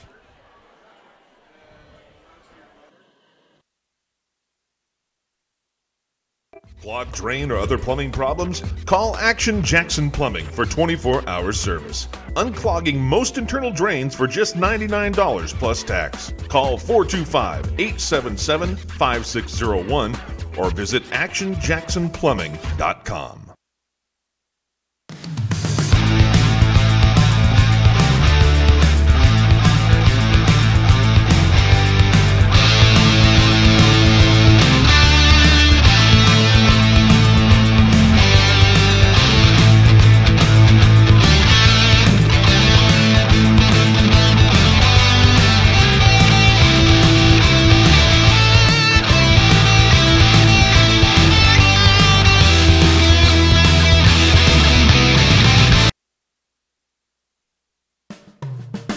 Edmonds Community College. Join Edmonds CC in celebrating its 50th anniversary at its celebration kickoff event Friday, September 16th, starting at 4 p.m. on Triton Field. For more information, go to www.edcc.edu/50. High school football on the Sound Live Sports Network is presented by My Neighborhood News Network, South Snohomish County's online gathering place. Visit My Edmonds News, MLT News, and LynnwoodToday.com for news, sports, and events about your community, and see what your neighbors are talking about. Clogged drain or other plumbing problems? Call Action Jackson Plumbing for 24-hour service. Unclogging most internal drains for just $99 plus tax. Call 425-877-5601 or visit actionjacksonplumbing.com.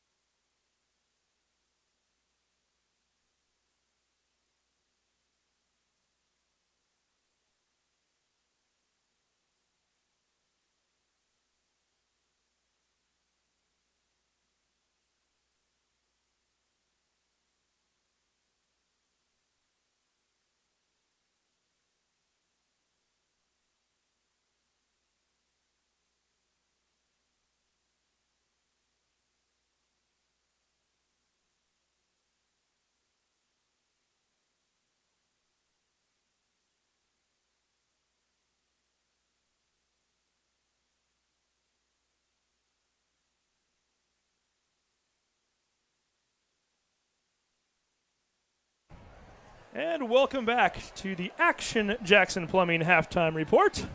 39-0. It is all Lynnwood Royals, especially in the last 5 minutes and 41 seconds of the half. That's when Lynnwood went on a 25-0 run. We're now joined by Scott Rudevald, as well as our spotter. That sounds kind of weird. Keith Neely, who is normally our play-by-play announcer, who's going to be joining me next game.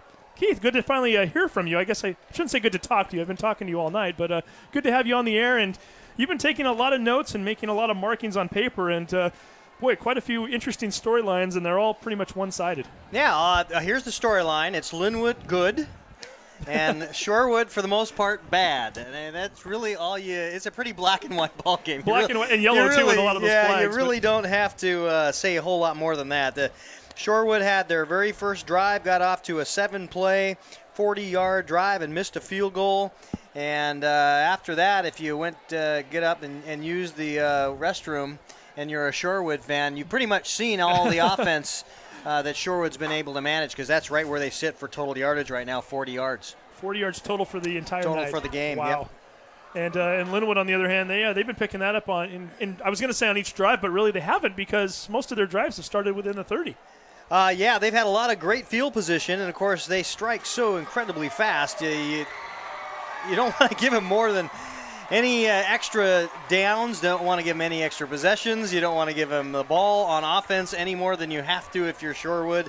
And certainly you don't want to turn the ball over into a couple times inside the red zone because they will score on you. And that's exactly what they did there.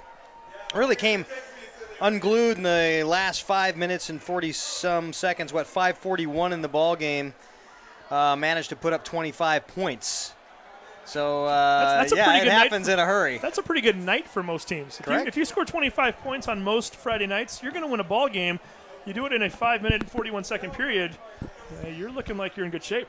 And I noticed, I went over and talked to a few of the Shorewood fans, and they were Are they still here? A few of them. Okay. And they were telling me, they were asking, why aren't they passing the ball?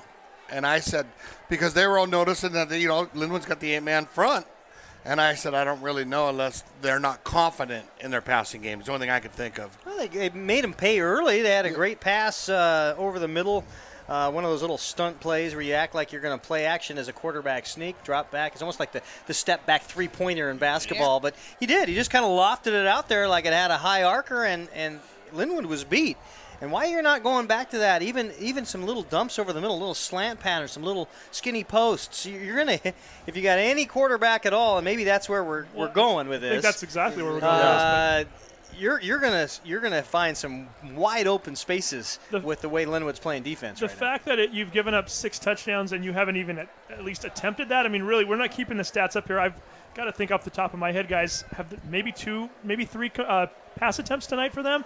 So obviously, after you're falling down 22-0 or 29-0, the fact that you're still not willing to go and at least throw a pass tells me they have really no confidence in that passing game. And certainly, if you're Shorewood and you're going to play in this 3A West Coast South division all season long, you might want to try to develop something, because if you're going to do this against Snohomish and if you're going to do this against Meadowdale, Everett, or some of the other teams, you're going to be paying night in and night out. Yeah, and the other thing is, if you can develop maybe a young player, get somebody out there that it doesn't have to be a senior, because you're going to eventually need a quarterback for next year.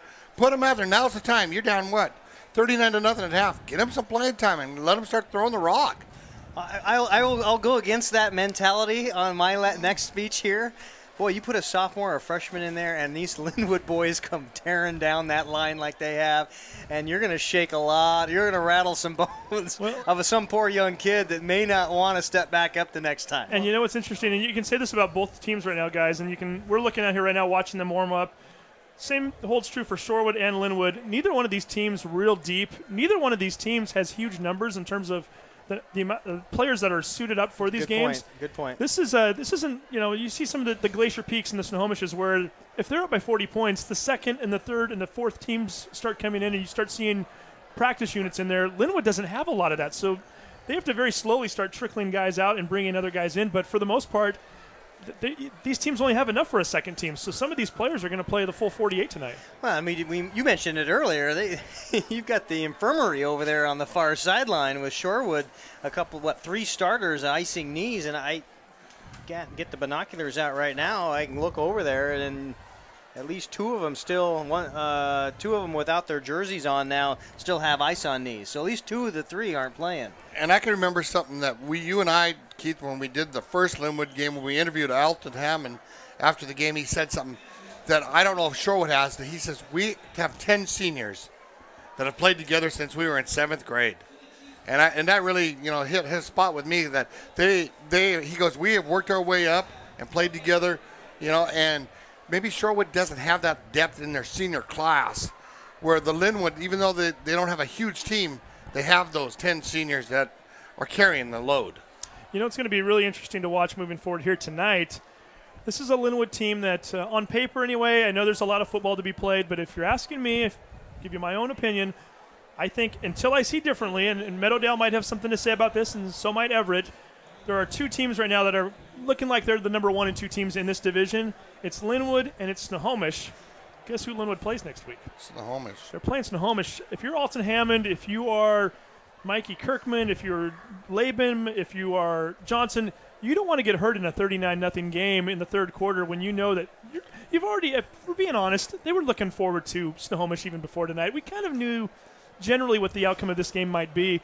So I'll be very curious to see if some of those guys don't go to the bench sooner rather than later. But having said that again, and we're looking at Lynnwood right in front of us, guys, I can almost quickly count the number of guys that are on the bench right now for Lynnwood. It's thin. It's very thin. And you got guys like, Kuduk, who's not even suited up tonight with an injury. It's they don't have a lot of guys to go to. So we'll see what this second half looks like. And quite frankly, that's where that extra point that was missed might come into play. That clock's going to be stopping every dead ball right now, whereas if that point after touchdown in the second quarter had gone through, this would be running clock the entire 24 minutes of the second half. Good point. And Lynnwood did the pooch kick again, and number 25 for Shorewood did the fair catch, which I'm glad to see since I've been preaching on it all year. And Shorewood gets the ball at the 28-yard line. Little teaching moment in the locker room there. Eh? Guys, let's not do this again. Yeah. And hey, the element of surprise right now, Riley Johnson he's kicked 10 yards downfield. He's kicked 60 yards downfield into the end zone. He's kicked down the middle. He's kicked to the right. He's pooched one right onto the turf where it bounced and they recovered it. So really a nice job by Johnson on the kickoffs tonight, keeping them off balance and making sure that the Thunderbirds don't know where the next kick's going. And I'm sure that was a discussion that took place during the last 15 minutes of the intermission. It doesn't look like Shorewood's going to get this off again. You're going to burn another timeout. Unbelievable. They burned through those timeouts pretty quickly in the first half. We're not even one offensive play into the second half, and they're already using a timeout. Let's take a quick break. We'll be right back. You're watching the Sound Alive Sports Network.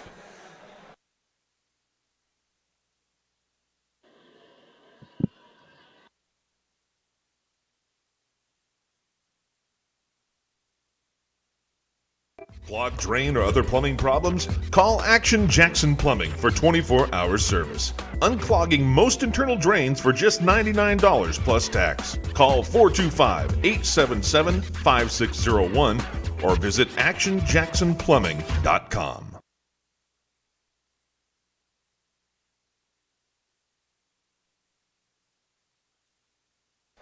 All right, and welcome back. 11:34 to go, third quarter, 39-0. It is all Lynnwood Royals right now. Hammer dropping back, getting blitzed, throws right down the middle, overthrows his wide receiver, and if that ball is thrown about 7 or 8 yards shorter, Joseph Williamson is running all the way untouched for 73 yards into the end zone. Instead, it's 2nd and 10. There was nobody near him at all. I mean, there was nobody near him. He was wide open.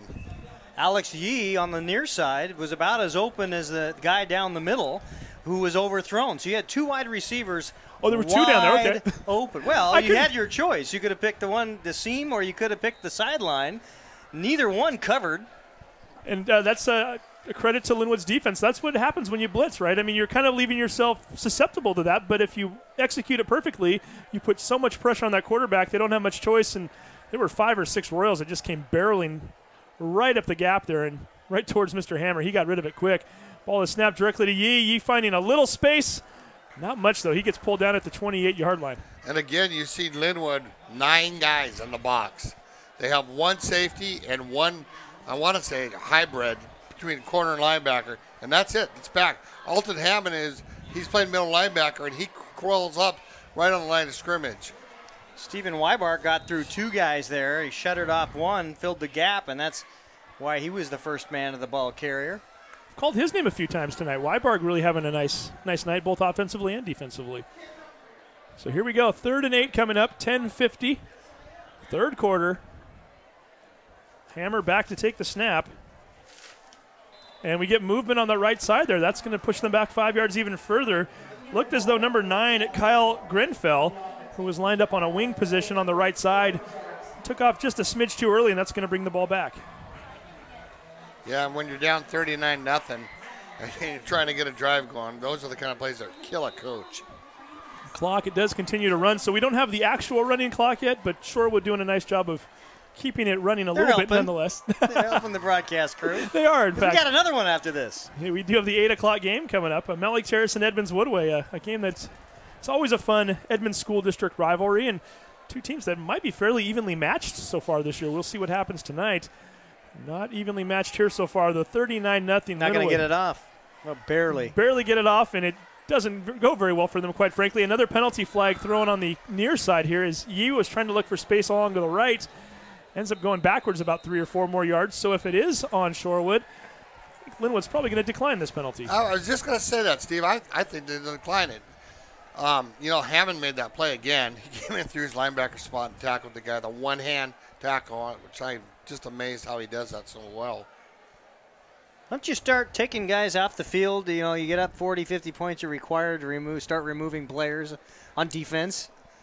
That'd be the first one I'd pick off the island if I were the Shorewood coaches. I'd say, hey, Mr. Hammond, you have to go. You got to go. Time for you to go sit down. Yeah. I think Mr. Bankhead would be fine with that at this point, too. Again, he does not want to see that number 5 player get hurt tonight. But Hammond, just a football player, he's always wanting to make plays. But at some point, I have a feeling Hammond will take a spot on that bench and will not be leaving again until it is time to go to the locker room. 9:53 to go. Here comes the punt. Almost blocked. Laban almost got his hand on that one. Taking it at the 50. That is Smiley Tatum looking for room out to the right. Cuts back, then cuts back out to the right on the sideline and is finally thrown down at the 15. A 35-yard return. Very close to being a face mask, too. However, he's not going to get the whistle. Oh, and we do get a flag down at the 24 now. I wonder if that's a block in the back out there where that's at, Steve.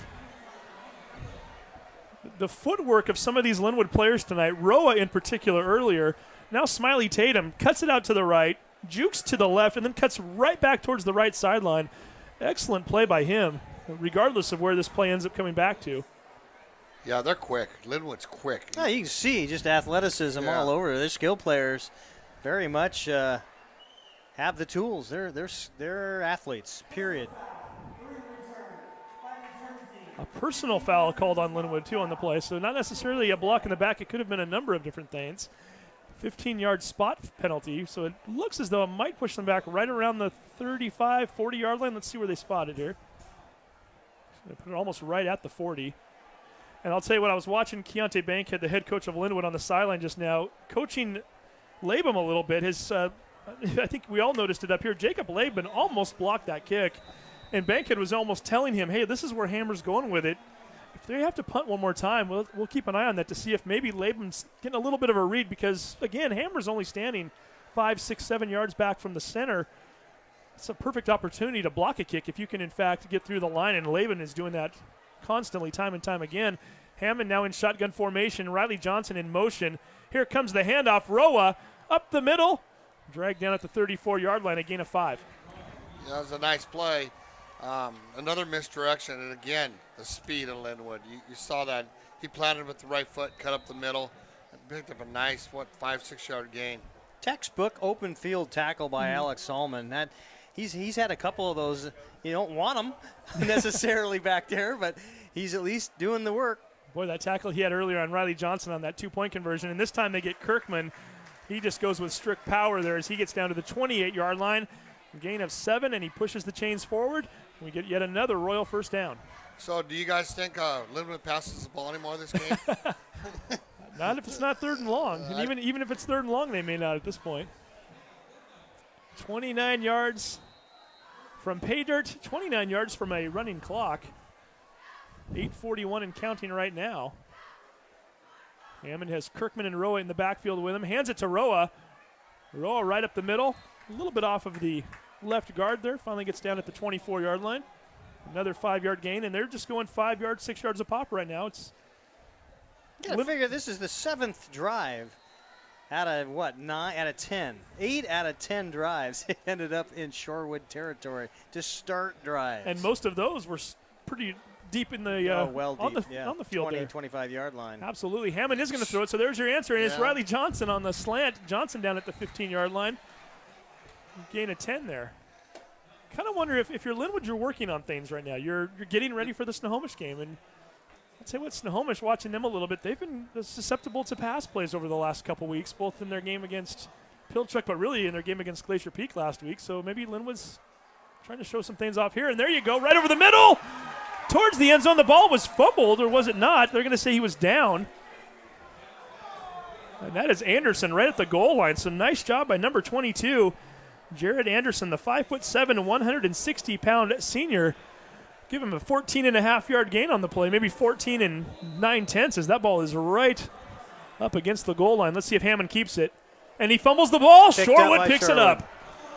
That elusive 40th point eluding everybody right now, and the clock will continue to stop as Shorewood now gets the ball at the 3. And to your point, Steve, about throwing the ball, The other thing is maybe Lynnwood also wants to put some stuff out on tape so Snohomish has to think about some stuff next week. And that's exactly what they might be doing right now. Although, I don't know, if you're a coach, how much are you watching the second half of a 39-0 game? I suppose you're always watching, right? Well, I would assume maybe Snohomish might have a coach here. One coach watching the game, getting ready for next week, because they know it's going to be one of their bigger games in Wesco. And if you're going to – they're in the north, right? Snohomish. South now. South. They moved down. So they know it's a must-win if they want to win the league championship. Yeah, it could be for the league championship. Very well see. Could be, yeah. Another big game tonight, by the way. Meadowdale and Everett kicking off here in a little bit. We'll try to get you updates from that game during game number 2 of our doubleheader. Is that up at Everett Memorial? That is at Everett Memorial tonight. That should be a really good game. As both teams getting shutouts last week. Meadowdale shutting out Redmond right here, 30-0, and Everett shutting out Cascade in the Battle of Broadway, which was a 28-0 game. As Shorewood, guess what? They're running. Didn't see that one coming, right? As that's number 20 getting his first carry. That is Christo Brandt, the 5'8", 150-pound sophomore. And Brandt picking up some yards, something that some of the other players weren't able to do in the first half. Perhaps we'll see number 20 getting a few more carries here moving forward. And he made quite a few tackles in the first half, too. So we'll see what he does. 6:52, third quarter, 39-0. Lynnwood Royals in the lead. And there's another handoff. Keith was using the binoculars. Maybe he could see, was that Brandt one more time? It might have been. In fact, it was. And we get a flag thrown around the 12-yard line in the defensive backfield. The flag was thrown very late. That might have been after the play. And Scott, did you see anything? I did not. I was just wondering, it's going to be a dead ball foul. Because, like you said, the play was over when the referee threw it. Wait the referee's call here.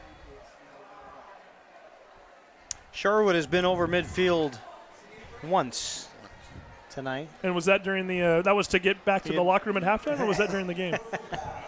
Very first drive of the ball game. It got down, they tried that field goal from 25 or whatever it was, 25 yards.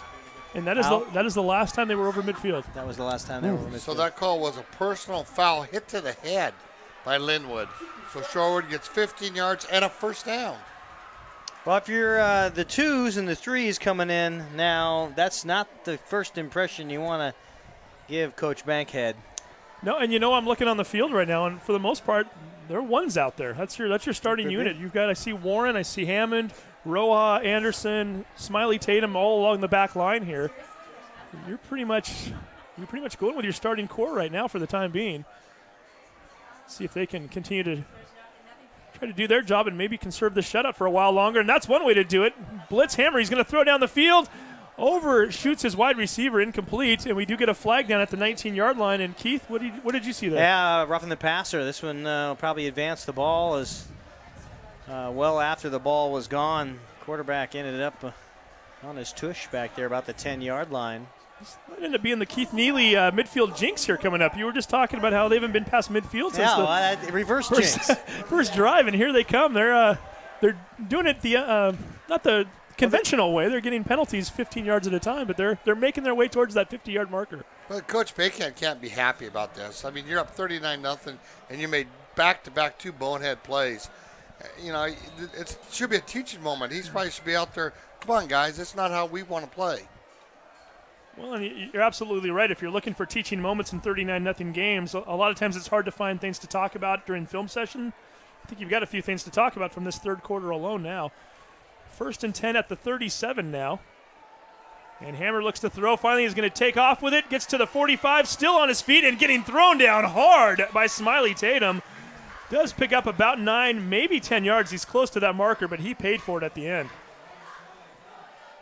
Nice tackle by Smiley Tatum in open field. Nice run by Hammer. That's been one of their, I don't want to say it, one of their top offensive plays right there, 9 yards.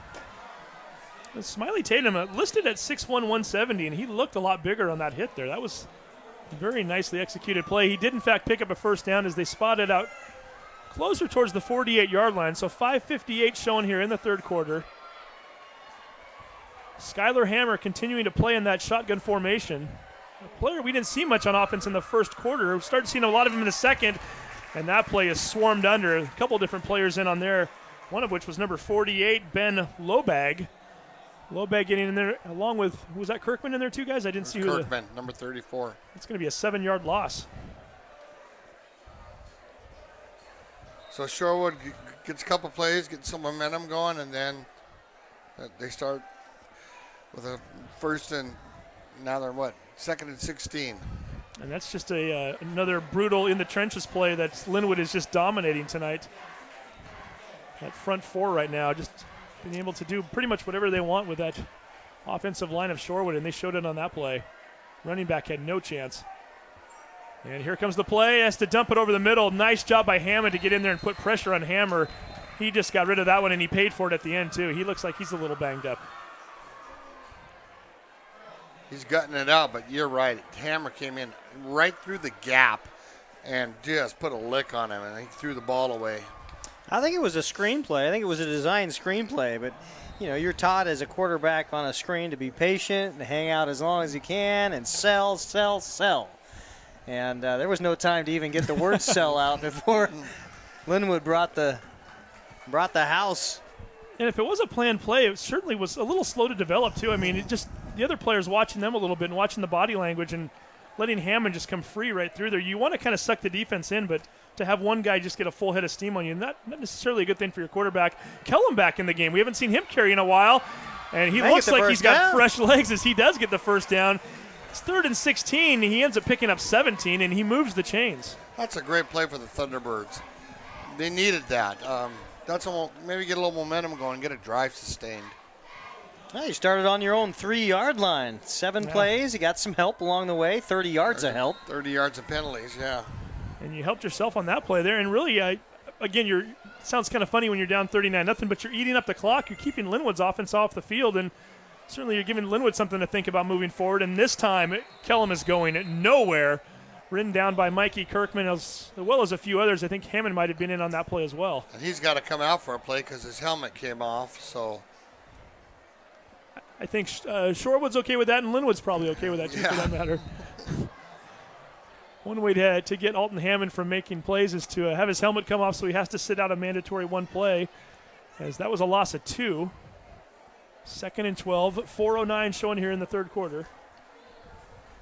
It's easy to let up if you're Lynnwood at this point in time, but Coach Bankhead's going to preach we got to play 4 quarters of football because this is Shorewood, and you give them a little hope. What happens if you give teams like a Snohomish a little help? Over the middle, that ball is picked off. It's Anderson, and he catches it at the 22, gets ahead for a gain of 4 on the return. And Jared Anderson, who's having a nice night, gets the turnover, and the Royals stop that play from going any further and stop the drive. They take over possession. Yeah, that's a momentum buster right there.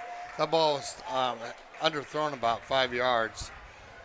Nice play by the Royals to get the ball. But honestly, Scott, even at that point in time, 3rd down and long, you heave it out there. We've seen the punting game. Yeah. Why not throw it deep, right? Right. Well, that was as good as a punt. Sure was. So with 3:48 to go, 3rd quarter, 39-0. We've yet to see a score here in the 2nd half. Lynnwood looking to maybe change that. They're 73 yards away from the end zone. Hammond with the handoff. Smiley Tatum, who is in the backfield this time, gets his 2nd carry of the night. He's going to get forward to the 36, so picks up around 9 yards on the play. He looked like he was 1 or 2 steps from breaking that thing. He definitely has the athleticism. If he gets out into the open, he's going to be a hard guy to stop at that point. Is he a track guy, Steve? Do you know? He just looks like a track guy. Yeah, he does look like it, doesn't he? Yeah. That is a good question. I don't remember seeing him out there when we covered some of the Wesco district meets last year. Again, he was in the process of transferring at the time. As Smiley Tatum gets out to the left, picks up the 1st down. Again, he was formerly at Meadowdale High School, and I believe he transferred in the spring. This is, in fact, his senior year as well. So the Royals continuing to move the chains here. Tatum picking up enough yardage to get the ball all the way to the 47-yard line. As we mentioned earlier, Lynnwood looking to go 3-0 for the first time since I believe it's 1995. This is a team that I forget the stat that was in the paper today. They had 13 wins, I think, between 2000 and 2013. Something ridiculous like that. So for them to get 3 wins, after 6 last year, and we're barely into the season. Smiley Tatum with a nice move. Penalty marker down at the 46 as Tatum is finally brought down at the 26. I have a feeling this one's coming back, but nonetheless, a nice-looking run. The track guy now. Yeah, you got that right. And those feet, I mean, he dips and goes, and yeah, he's got really, really nice feet. Yeah, he's that side-to-side, that shuffle, the shuttle run. You know, you watch the combines and how those running backs, they're so weighted, the judging on the shuttle, because they want that lateral quickness in the. Of course, you got to run it against 300-pounders that can move just about as fast as you can. You want some lateral movement. Football's not necessarily a straight line game all the time, so you definitely need to be able to do that. That was a holding call as the referee's microphone's getting a little bit of kickback there, and finally turned that off. But that will, in fact, bring the ball back into Lynnwood territory. So that wipes out a very nice gain by Smiley Tatum with 2:32 to go, third quarter. On this drive, the only thing that's really stopping Lynnwood is Lynnwood. Now, 1st and 11 coming up as that was a spot penalty. Smiley Tatum's going to take another handoff. This time goes to the left side, picks up a block from Troon, and is finally brought down right around the 46-yard line. Number 5, Williamson, making the tackle on the play, but not before Smiley Tatum rips off 8 yards. Got ripped off the jersey, too. You're going to have to employ the Lynnwood Royal seamstress after this ball game. If we had the old 80s-style breakaway jerseys, I think Lynnwood would need about 3 or 4 pairs tonight, because Shorewood, they've been practicing their hand tackling all evening long. We saw earlier in the second quarter, Riley Johnson's undershirt almost got torn off of him, and certainly Williamson making a very similar tackle there on Smiley Tatum. Bryce Milne back into the game. He spreads out to the right. Riley Johnson, and it looks like Anderson might be the other receiver to the left. This ball's going to be handed off to Smiley Tatum. Smiley Tatum dancing away from one would-be tackler, then finally gets ahead to the 44. A gain of 2, and that's going to bring up a 3rd and short. Yeah, positive for the Shorewood squad there. The T-Birds, you got to be tough, but you got to be tired, too. I mean, these guys have been beating you down. That front line for Lynnwood has been moving out the down linemen for the Shorewood team. So nice to see him here midway or toward the end of the third quarter, still hanging in.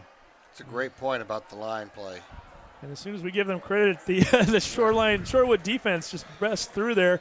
Roja getting his first carry in a while, and he's brought down behind the line of scrimmage at the 46.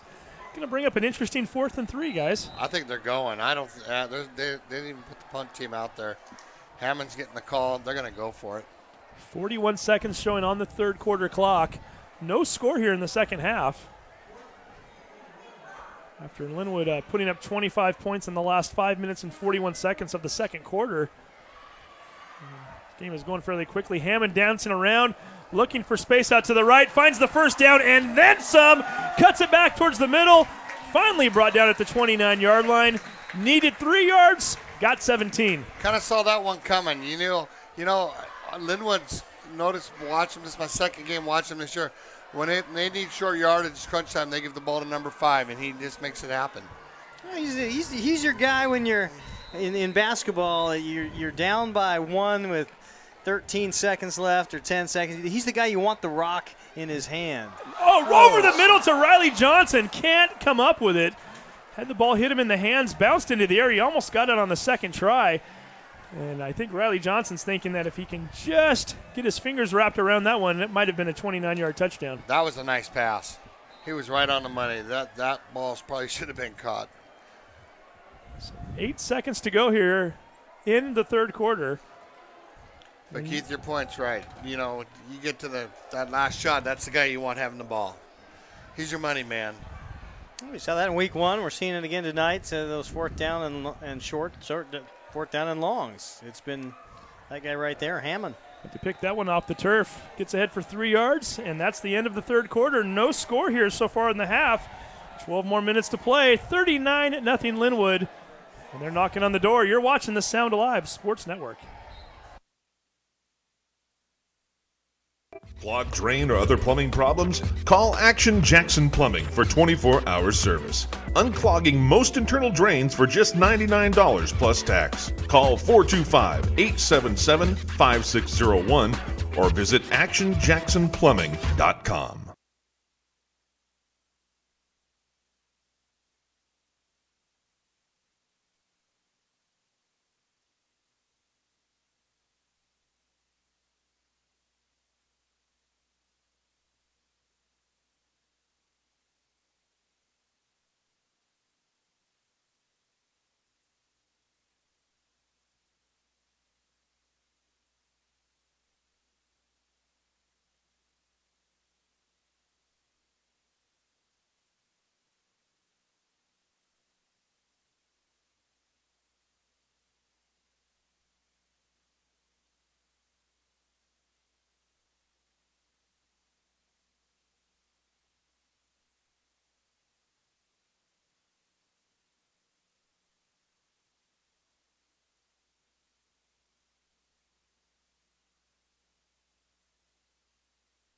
And welcome back to Edmonds Stadium. We head to the fourth quarter of play. The Lynnwood Royals 12 minutes away from taking their record to 3-0 on the year. More importantly, they are 12 minutes away from getting their first division/conference win of the year, as the first two games were all out of conference. And guys, as you mentioned earlier, good news is you're up by 39. The bad news is that you haven't looked as clean in this quarter as you did earlier. Not even close. No. Not even close. And it's the same team. You would think up 39-0, you'd be putting some guys in that maybe don't get so much time, but no, it's been the same squad. Kind of call that taking your foot off the gas, and there's a bad snap. Hammond has to pick it up, still finds space, is going to throw it into the end zone. Is it intercepted? It is not, and I believe that might have been number 80 on the play, Bangsberg, who came up with a nice onside kick try earlier, almost had the interception there. So I don't know about you guys, but in my observation is Lynnwood's looking sloppy. This whole half, they just haven't looked as crisp as they did the first half. Yeah, it's kind of tough to gauge. I mean, you can criticize them on one hand, but at the same time, you've earned that right to be sloppy when you're 39-0, and you had such a huge second quarter. I know it's hard to keep the focus and concentration. Again, they might be looking ahead a little bit. This is 4th and 8, by the way, and the ball is popped up into the air and fumbled. Hammond just threw it up knowing it was 4th down, and a nice job by number 54, Nathan Junkin, to at least cover it up so that Shorewood wasn't able to move it the other way, and that ball will be a turnover now on downs.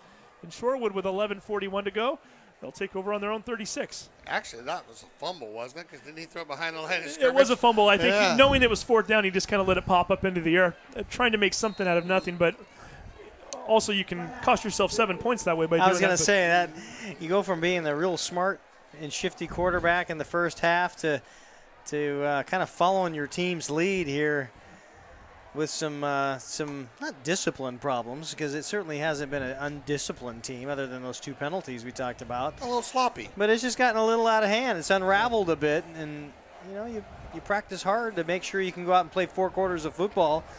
And it makes for long film days on Saturday when you got to scoot through a quarter like this. Brutal. And you know what? I see Coach Bakehead out there. He's got his team, and he's getting their attention. He's letting them know, guys, we got a good lead. We're up 39-0, but let's keep playing hard Lynnwood Royals football. By the way, Matt Lease, number 18, the backup quarterback, starting to get his arm warmed up there a little bit. Be curious to see if we even see Alton Hammond again, as Lease, the sophomore, playing a little catch on the sideline, and perhaps he finally gets his first action of the night as we move into the fourth quarter. But first and foremost, Lynnwood's defense is out on the field, looking to hold the shutout here. They are 11 minutes and 41 seconds away. Snohomish, by the way, playing Shorecrest tonight. That game probably starting about 5 minutes ago. And that's a Snohomish team that Lynnwood will face at Veterans Memorial Stadium up in Snohomish, 7 o'clock next week. Now, which team is going to face him, the first half team or the second half team? We're hoping the first half team. We'll see. But that will be, in fact, a good game. A game that will be broadcasted on stspn.com, by the way, for us, for those of us out there who are Lynnwood fans and wanting to watch the Royals and the Panthers next week. Better yet, go out and watch the game. That's going to be a lot of fun. Always a good atmosphere up there. But if you can't make it, stspn.com for the Royals and the Panthers a week from tonight. It's a beautiful Lynnwood High School. It's almost as close to go out to Memorial as is to truck your way into Edmonds District Stadium. And that is a beautiful stadium out there. It sure is. It's a really nice setting to watch high school football. Saw some video footage from the game last week. Snohomish Glacier Peak, it's both of their home stadiums. That place was packed and people were standing on the hill watching the game. So see what kind of crowd they get next week. Hammer keeping the ball, and he is dragged down. Hey, guess who? Number 5, Alton Hammond, among other players. It looked as though possibly number 56 also in on that tackle, and that would be, hey, guess who? Stephen Weibark. We're calling his name one more time. So I don't even think the coaches can pull Alton out of the game. I think he just runs back in on his own. He likes football. He likes contact, doesn't he? He sure does. And it's his birthday, so why not? Again, a happy 18th birthday to Alton Hammond. Not a bad way to celebrate it if this is what you enjoy doing. He'll have some stories to tell for years to come about scoring some touchdowns and, who knows, maybe a shutout on your birthday? We'll see.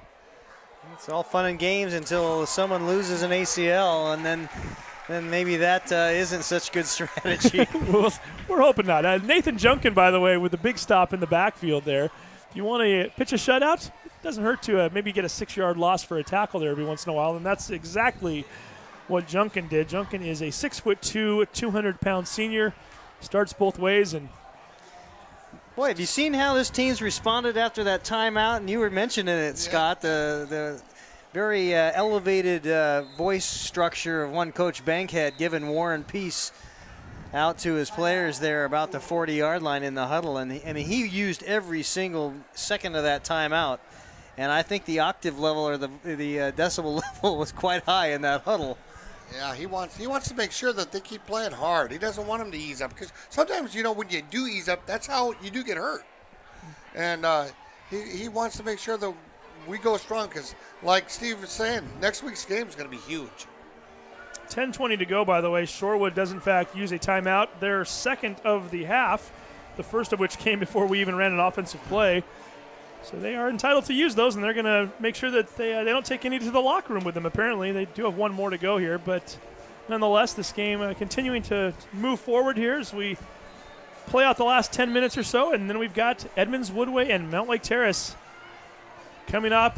We are scheduled to go 8 o'clock tonight. It depends on how late this game gets over. They need at least a 20-minute warm-up period. But we will see, and we will also have our Adrenaline Fundraising Player of the Game up here afterwards, for both of those games, for that matter. Winner gets a T-shirt, Scott. That's never a bad thing, right? Hey, especially for a high school kid. And they're nice T-shirts. They're really nice T-shirts. I'll tell you what, what's fun for me is every once in a while I see something on Twitter or I see somebody at an event and they're wearing the shirt. The kids actually enjoy those. And guess what? Another quarterback sack. This time it's coming from the backfield. Andrew Warren getting through there on the blitz. He drags Kellum down at the 25-yard line. You call a timeout, and what do you get? A 12-yard loss. I was just thinking, man, that timeout's kind of – I don't think that's the play they drew up in the timeout. Nobody even touched Andrew on that play. He just came straight from his outside linebacker spot, untouched, and made a beautiful tackle. Initially was looking at the referee at the 25. They moved it to the 30, so it was a 7-yard loss, but nonetheless, 4th and 16 coming up. And once again, Shorewood to punt. Once again, watch number 77. That's Jacob Laban, who almost came through and blocked the last Kellum punt. Let's see if he can get in here this time. A little bit of a wobbly snap. The ball is blocked. It was blocked by Roa and recovered at the 25-yard line. Raymond Roa came blitzing in, and we knew they were getting close to blocking that punt, and we thought if they do it enough, eventually they're going to get one, and there it is. Yeah, you've been you honed in on that nicely.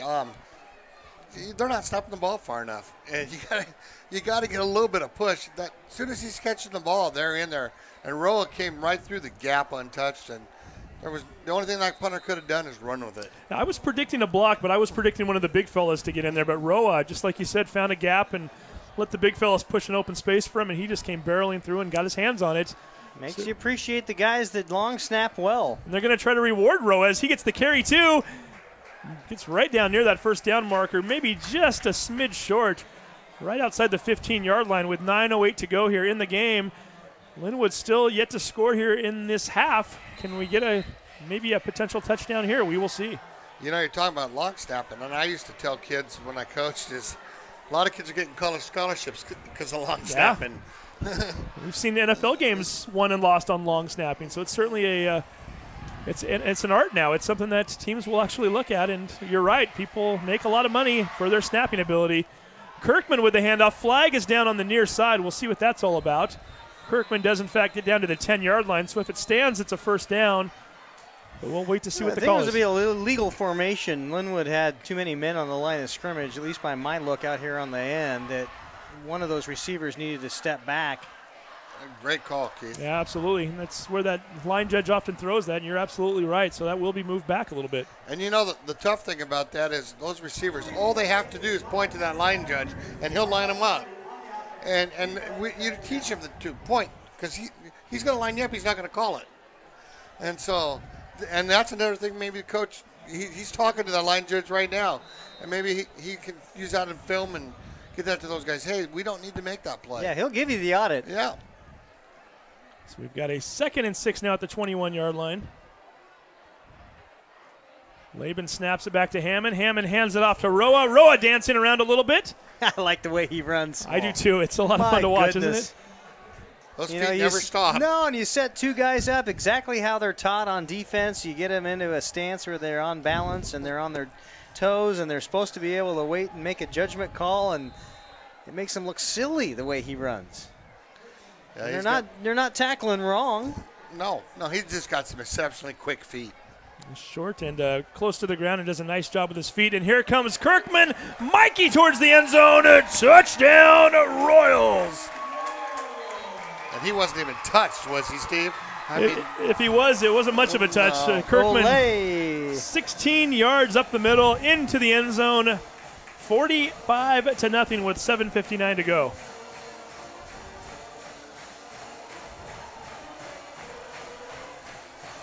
Band is having fun. Student body's dancing. The cheerleaders are getting the crowd going, and everybody's happy to be Lynnwood right now. 45-0. It's good times in Lynnwood right now. Well deserved. They've waited a long time for this.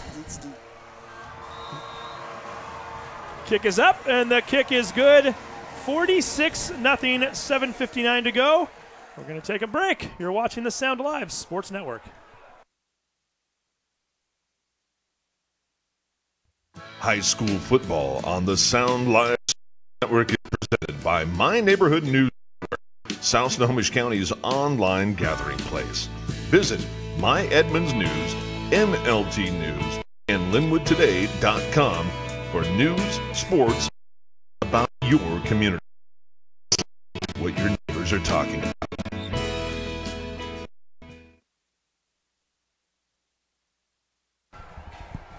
And welcome back to Edmonds Stadium. This one's just about in the books. Soon enough, we'll be able to put up yet another victory. We've got the schedule to take a look at right now. The Lynnwood Royals, as you can see, they've defeated Ballard and Marysville-Pilchuck over the last 2 weeks. I think we're about ready to put up another W there after the Shorewood game, and then things get a little bit fun. At Snohomish next week. Coming home versus Edmonds Woodway in 2 weeks. An Edmonds Woodway team that really didn't show a lot of life against Woodinville last week. That game against Meadowdale on October 7th, by the way, Meadowdale looked like they're vastly improved last week, so we'll see what happens there. But going to be fun to see what happens in West Coast South this year. And if you're a Lynnwood fan, you can't wait because you've got a contender. Oh, bring it. Yeah, there's no doubt. I mean, come on in. Yeah. Whether we're on the road, the only one that might worry you is the trip out of the stadium. Is the rest of those, you could tell they really don't have to do a whole lot of traveling. Even the away games, of course, against the four here in the district, away home, you play on this turf. Always convenient when you're 4 of the 8 teams play in the same home stadium. Even when you're a road team, still coming to the same place, just different locker room, right? Yeah, and the other thing is, I think Lynnwood's skill players can play with anybody. Their line's big, strong, and like we've been saying, those 10 seniors playing together, these guys have been starting since they're sophomores. They took their lumps as sophomores, and they got better as juniors. And if you look at their record, they went from 3 wins, I believe, to 6 to this year, and it's starting to pay off for them. Hey, by the way, good news, bad news. Good news is that with that last touchdown, we get running clock. Bad news is that the play right out of the kickoff, Lynnwood calls a timeout. Yeah, I think Coach is using this for maybe. I was wondering if he's going to put some of his younger guys in, but it looks like he's still got his core people in. I think Shorewood at this point in time, they're past the teaching mark. They'll do some teaching on Saturday. Yeah, film room. Start there. Film room, yeah. And they've only got 17 kids in a uniform with a helmet in hand over there on that far sideline. That is tough. That is not the numbers you want for a program playing at the 3A level. And Kellum didn't want to keep that one. He was trying his hardest to hand it off. Finally does a nice job of making something out of the play and gets a little scrum going there and is finally brought down at the 48-yard line. But give Kellum a lot of credit there for getting a 3-yarder with what probably should have been a loss. 3-yarders and all but 2 black jerseys in that pile. So 9 Royals had to bring him to a stop. He's fighting for everything he can get. And that's a testament to that young man. He's still playing his heart out there. He's a senior. This is it for him. Yeah. I mean, and knowing I played for a team that didn't win any games their senior year, and these games matter to those kids. I mean, this is something they want to take with them, and I'm sure he'd like to get into the end zone before it's all said and done. 6:34 and counting. Kellum's going to run one more time. He gets up the middle and picks up a first down, and we just credited him for playing hard, and does a great job that time to get forward. Yeah, that was You know, it's a keeper again. It's what they've been running all night. But you know what? It's great play. Good and block on the inside by Cody Lashley, only a junior. Lynnwood just called another timeout. Anybody? I got nothing. Either. And, you know, and maybe to Bankhead's credit, he wants a shutout. Maybe he wants to make sure that they got the kids in the right formation. And I just kept thinking, well, okay, now we're really going to get this game moving. And all of a sudden, timeout, 2 plays, another timeout. Here we go. Hey, the good thing, Lynnwood's out of timeouts now, so we'll see what happens here. 6:17. 1st and 10 at the 43-yard line. That ball was almost high. We get yet another different player playing quarterback. That is number 20 on the play, Brandt, who we've seen carry the ball a few times, but never, I don't think, from a direct snap tonight, and he's finally dragged down behind the line of scrimmage. And that snap has been hurting their timing all night, because that quarterback has to reach up to grab that ball, and his step behind. Yeah, his running back's coming through. It's the same thing all night long. They got to work on that. It's 5:45. Clock continues to tick. Really, the only thing left to determine right now is whether or not Lynnwood gets a shutout here. This will be their first of the year. And you know that's always a source of pride for defensive players. We'll see what happens. Kellum back in the game. Takes off running, finds some space. Finds a lot of space, actually, and finally cuts it back towards the middle. Gets very close to that first down marker. Might be about 1.5 yards short, but manages to pick up a good 10 yards on the play. The young man's doing it all by himself, too. I mean, it was one, and as Keith said last play, 1 on 7 right there. Crafty. Yeah, he's running hard. He's playing hard. If you get a few of the guys to block for him, he might break one. 3rd and 2. We'll see what they can do here. Is you got to think it's 4-down territory. If you were a Thunderbird, you want to try to get in that end zone. You're not bringing out your punt team, and you're far too far away to kick a field goal. So we'll see what they can do here. Once again, Jaden Kellum lined up in shotgun formation, drops back to pass this time over the middle, just floats it up in the air. That should be a PI call, and it will be. Great call by Mr. Keith Neely there, as that in fact will be PI. Jerry Pham was beat on the play, just put his head down and started running towards the receiver, who was number 5, Joseph Williamson. Lynnwood coaches don't like it, but I don't think there was any doubt. Absolutely no doubt. And the only thing they can argue a little bit is the ball was thrown a little bit short, but you're right, Pham was not even trying to look back to play the ball at all at that point. He was just going for Williamson. Well, he was cheating for the run is what he was doing. His head was inside. He was looking for the run. And well, you still have to, if it's within a 5-yard zone, you've got to allow the receiver to come back to catch the football. So, yeah, underthrown a bit, but still a penalty's a penalty, right? Yeah, penalty's a penalty. Absolutely. So that ball's at the 20 now. Shorewood getting that much closer. Kellum's going to continue to run. A lot of backups. A lot of backups in for the Royals, and Kellum just fighting down inside the 10, pushing that pile forward. It might have even gotten down to the 6 for a gain of around 14 yards. Shorewood's got to make sure that they hold on to the ball. No, we'll get a player hurt. Yeah, I didn't see if that was in fact one. Was that Kellum that got it, or did he in fact get up? Let's see here. I thought I saw Kellum get up and run towards the sidelines.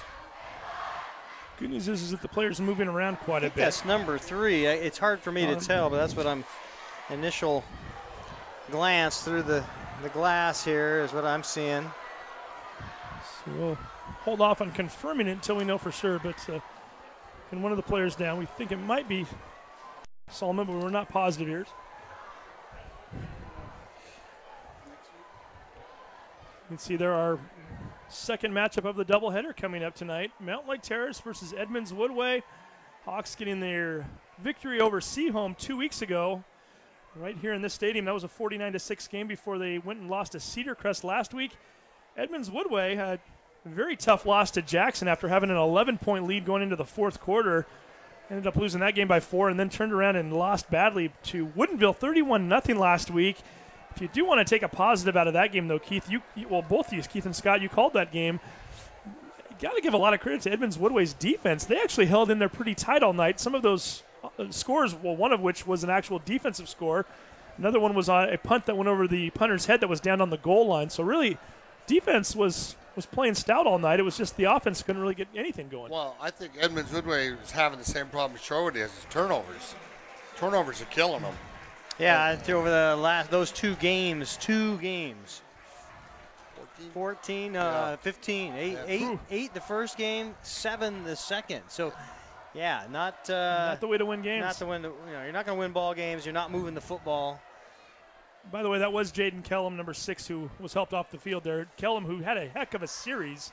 He's been the one picking up most of the yardage here as they've driven the ball inside the 7-yard line, and he was really their entire offense for the most part during those last 40 or 50 yards. So we'll see what they can do without him now. You can tell this defense is, even watching the first string unit on the sideline here, they want that shutout. They're rooting for those guys to hold up. Little fake play there, and right up the middle, Shorewood trying to get into the end zone. Still fighting. Did they get in? They did. Touchdown. And that is Alex Solman. Great fake by both number 7 and number 20. That was Hammer as well as Brent were both back in shotgun formation. They both leaped up as though the ball went over their heads, just throwing the defense off ever so slightly. The ball was hiked to the up man, which was Alex Solman, and Solman pushes forward. 6-yard touchdown run, and with 3:16 to go, Shorewood's on the board. And, it's funny. I was just watching the reaction for the Lynnwood starters on the sidelines, like you said, and they were just upset about that. They were visibly upset. They really wanted the shutout. Well, Keith, I'm not sure if you have the stats there. Do we know where they started that drive at? I didn't write it. I had given up. 36-yard line, so it was a 64-yard drive. Okay. So, and the extra point is blocked. There's a penalty marker thrown into the middle of the pile there at the end, but I can see if you're the Lynnwood defense and you put up that 0 all night, you're not too happy right now. You want to. I mean, you're excited that you're about to win the game, but it always looks a little better when there's a 0. That's a pride thing. Absolutely.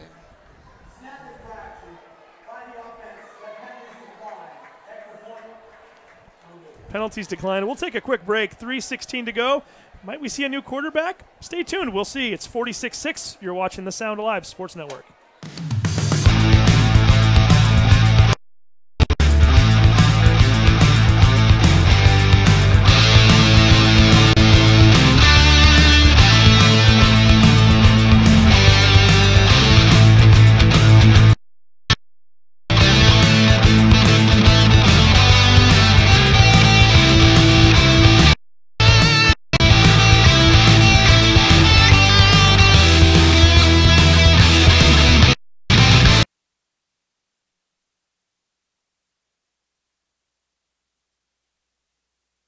High school football on the Sound Live Sports Network is presented by My Neighborhood News Network, South Snohomish County's online gathering place.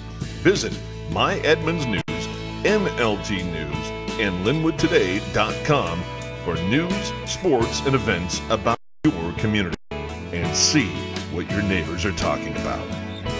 Welcome back to the Sound Live Sports Network. 3:16 to go in the game. Well, the only storyline that was left to tell at one point was whether or not Shorewood would score, and in fact they did. Onside kick. I don't think that had gone 10 yards if the Lynnwood player wouldn't have gone up there and touched it. I think Lynnwood recovered Lynnwood it did anyway. recover it. So now we get to see if there's a new quarterback. And in fact, that is the case. As number 18, Matt Lease. He's 5'8", 160 pounds, and he's only a sophomore.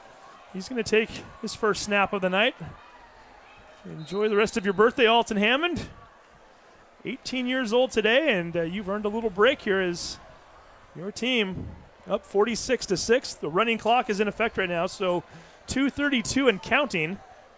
So with the running clock, does Lynnwood go into victory formation? Or is it too much time left? You might have to do a couple handoffs here. Maybe you'll at least carry it, too. We'll see what happens here. Again, we are going to have and we get a flag here. Why not, right? And Lynnwood's going to call a timeout with 2 minutes and 12 seconds to go. They don't have any. Oh, they don't? They did say third and final timeout. You're right. Up on the board, it was showing 0. Perhaps they did have 1 left. It seems to me like there were 3 called earlier, but hey, at any rate, what's another penalty even at this point? Yeah. So we got to get the player of the game. I don't know if I want to say it out loud. I always like surprising the audience. I have my own feelings on this one. I don't know. I'm going to flash in my number at you right now. I don't know what your thoughts are, but we might have to talk about that in a minute here. I know I've got a couple candidates, one there, and there's another one right here that I really like. So, and you're shaking your head. Do you like the one I pointed at just now? Okay, we might go with that one. So we won't say who it is, but player of the game, Could be just a number of guys. I mean, really, the whole entire defense was huge all night. Guys with fumble recoveries, guys with touchdowns, block punts, turnovers, you name it. Pretty complete game by Lynnwood. Very much so, yeah. Absolutely. And Lynnwood back in shotgun formation one more time. Lease takes the snap, 2:11 to go on the clock. Smiley Tatum out in the open space. Smiley Tatum is going to go all the way at touchdown Royals. 50-yard touchdown run. DeLon Smiley Tatum, he has caught passes for touchdowns this year. He's returned an interception for a touchdown this year. Why not throw on a 50-yard run? And once he got through that gap, Steve, he was gone. I mean, yeah. Edmonds Woodway's over here, and they're looking at Lynnwood going, wow, these guys are pretty good. 52-6 is our score with 2 minutes to go. Clock stops for the PAT.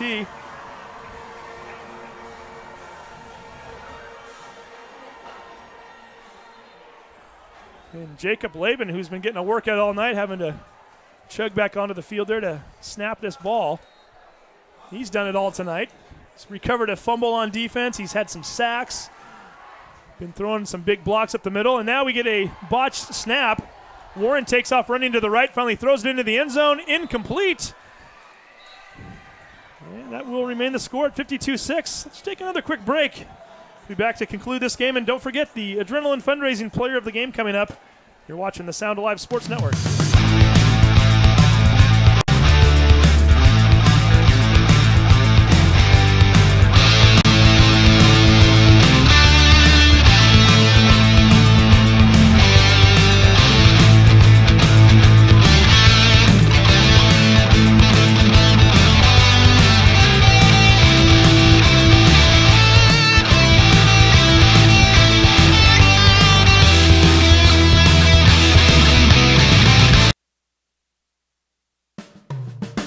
Edmonds Community College.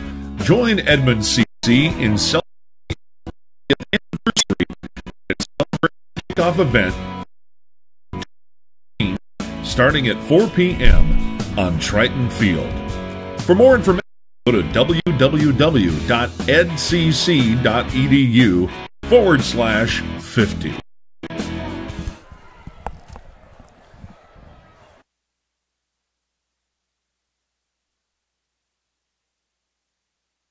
2 minutes and counting here as Lynnwood is ready to kick off. A little frustration going on there too, Scott. Yeah, Shorewood kind of lost their cool and got a personal foul, and so now the Royals will be kicking off. Instead of their own 35, they're kicking it off from the 45 of Shorewood.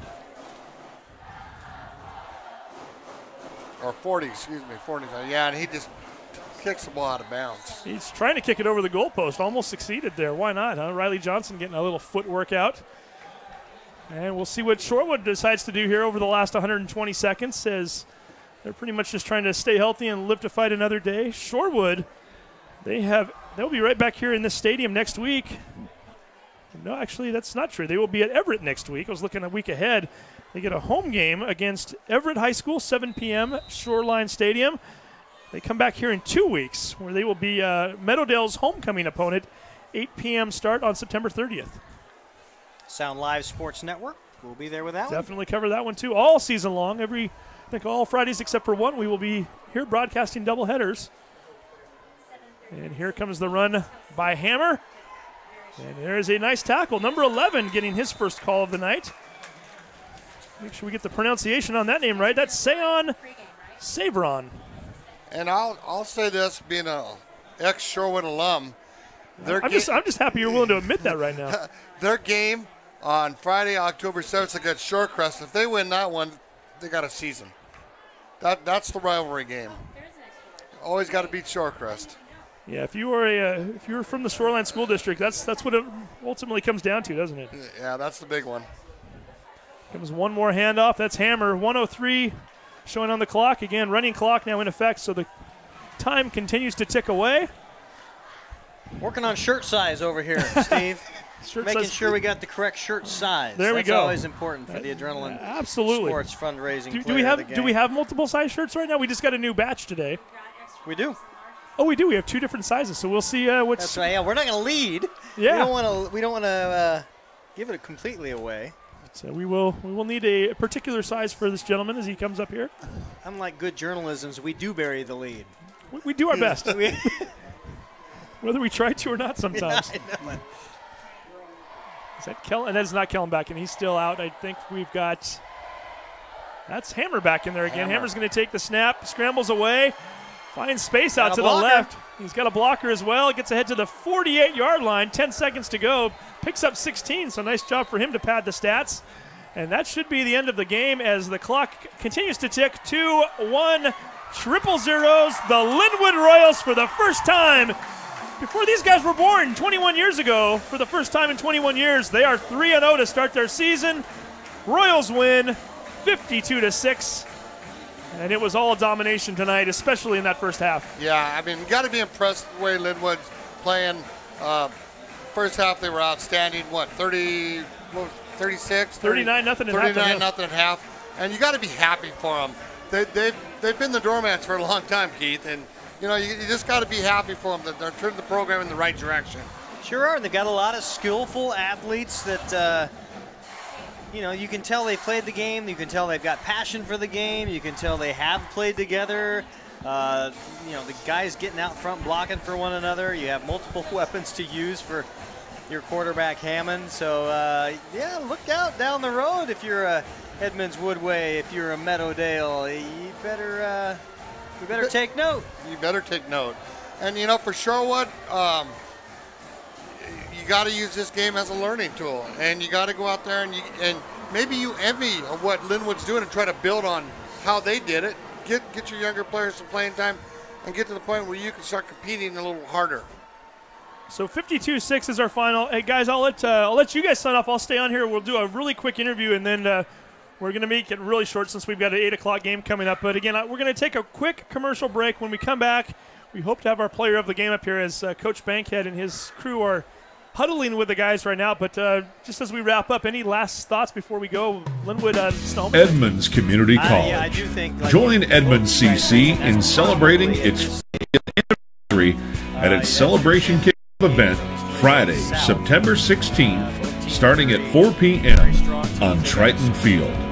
For more information, go to www.edcc.edu/50. I think that will be something that you don't want an injury, you don't want to have grade problems, you don't want to have any of those things happen right now because you do have such a great squad on the field. You just want to keep going on the way things are going. It's fun. Yeah. You're enjoying yourself. You're playing football and you're winning. Indeed. Hey, Scott Rudevald, we're going to have you back on with us next week, 5 p.m. I'll be here. Thank you very much. And Keith, grab yourself a quick water, and about 20 minutes from now, you and I are right back at it, right? Ready to do it. So we're going to take a quick 60-second break. When we come back, we'll have the player of the game interview.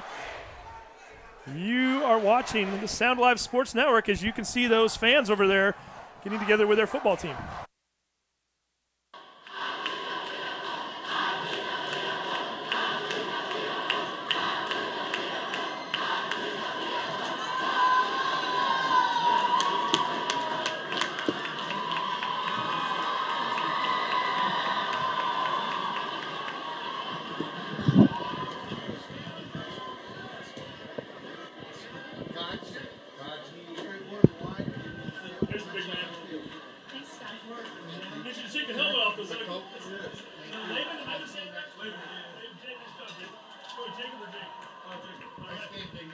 It's good to see you. We got to see the big fellas up here, right? Okay, squeeze on here with me so you can get in all the way. I used to coach you, Jake. Yeah, you did. Of course I did.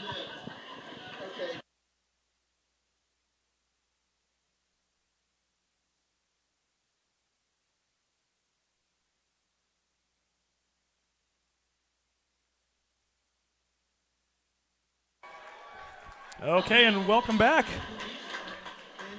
to the Sound Live Sports Network. Final score 52-6. Lynnwood is 3-0 for the first time since 1995. Jacob Laban, you are our player of the game, and more importantly, you're 3-0, man. How's that feel? It feels amazing. To do something that a team hasn't done in almost 20 years, or 20 years actually, it just feels great, you know. It's something not a lot of teams can say if their team isn't up there, you know. So. And we've talked about this with other players. A lot of seniors on this team. You guys have kind of known all along. You had a big freshman year. You were undefeated. Yep. You knew it was all kind of coming to this, and this was the big year. We knew senior year was going to be our year. This was going to be the best year we were going to have. So we've been waiting. We've been working for it. So. We're here. 290 pounds, fumble early on about the 10-yard line. Your eyes get big when you see that ball bouncing around and you're getting ready to grab it? Yeah, I went down. I saw Alton. He went for it, and he wasn't able to grab it. So I was the next guy there. So I snagged it, and right as I was about to start taking off, someone grabbed my feet.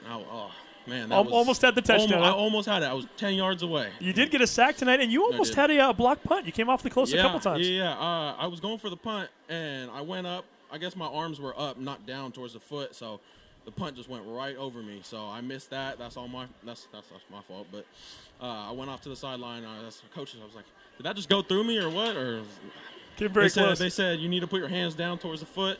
That's what you need to do. Now, Jacob, you guys are trained to think one game at a time, but I'm going to ask you right now. You know who you're playing next week, don't you? Yeah, this is our biggest game of the year. Is next week. Snohomish, we're the two big dogs of Wesco right now. That's how we see it. But, you know, we can't assume anything until the season is over. So. And we've got a T-shirt here for you. I think this is going to fit you here. It's an extra large. I think is that Mom out there taking pictures, or is that? That's Mrs. Kirkman, isn't it? Yep. There we go. So she's out there taking pictures. We're going to get this. It's the Adrenaline Fundraising Player of the Game, so we'll have you hold that up there. Yep.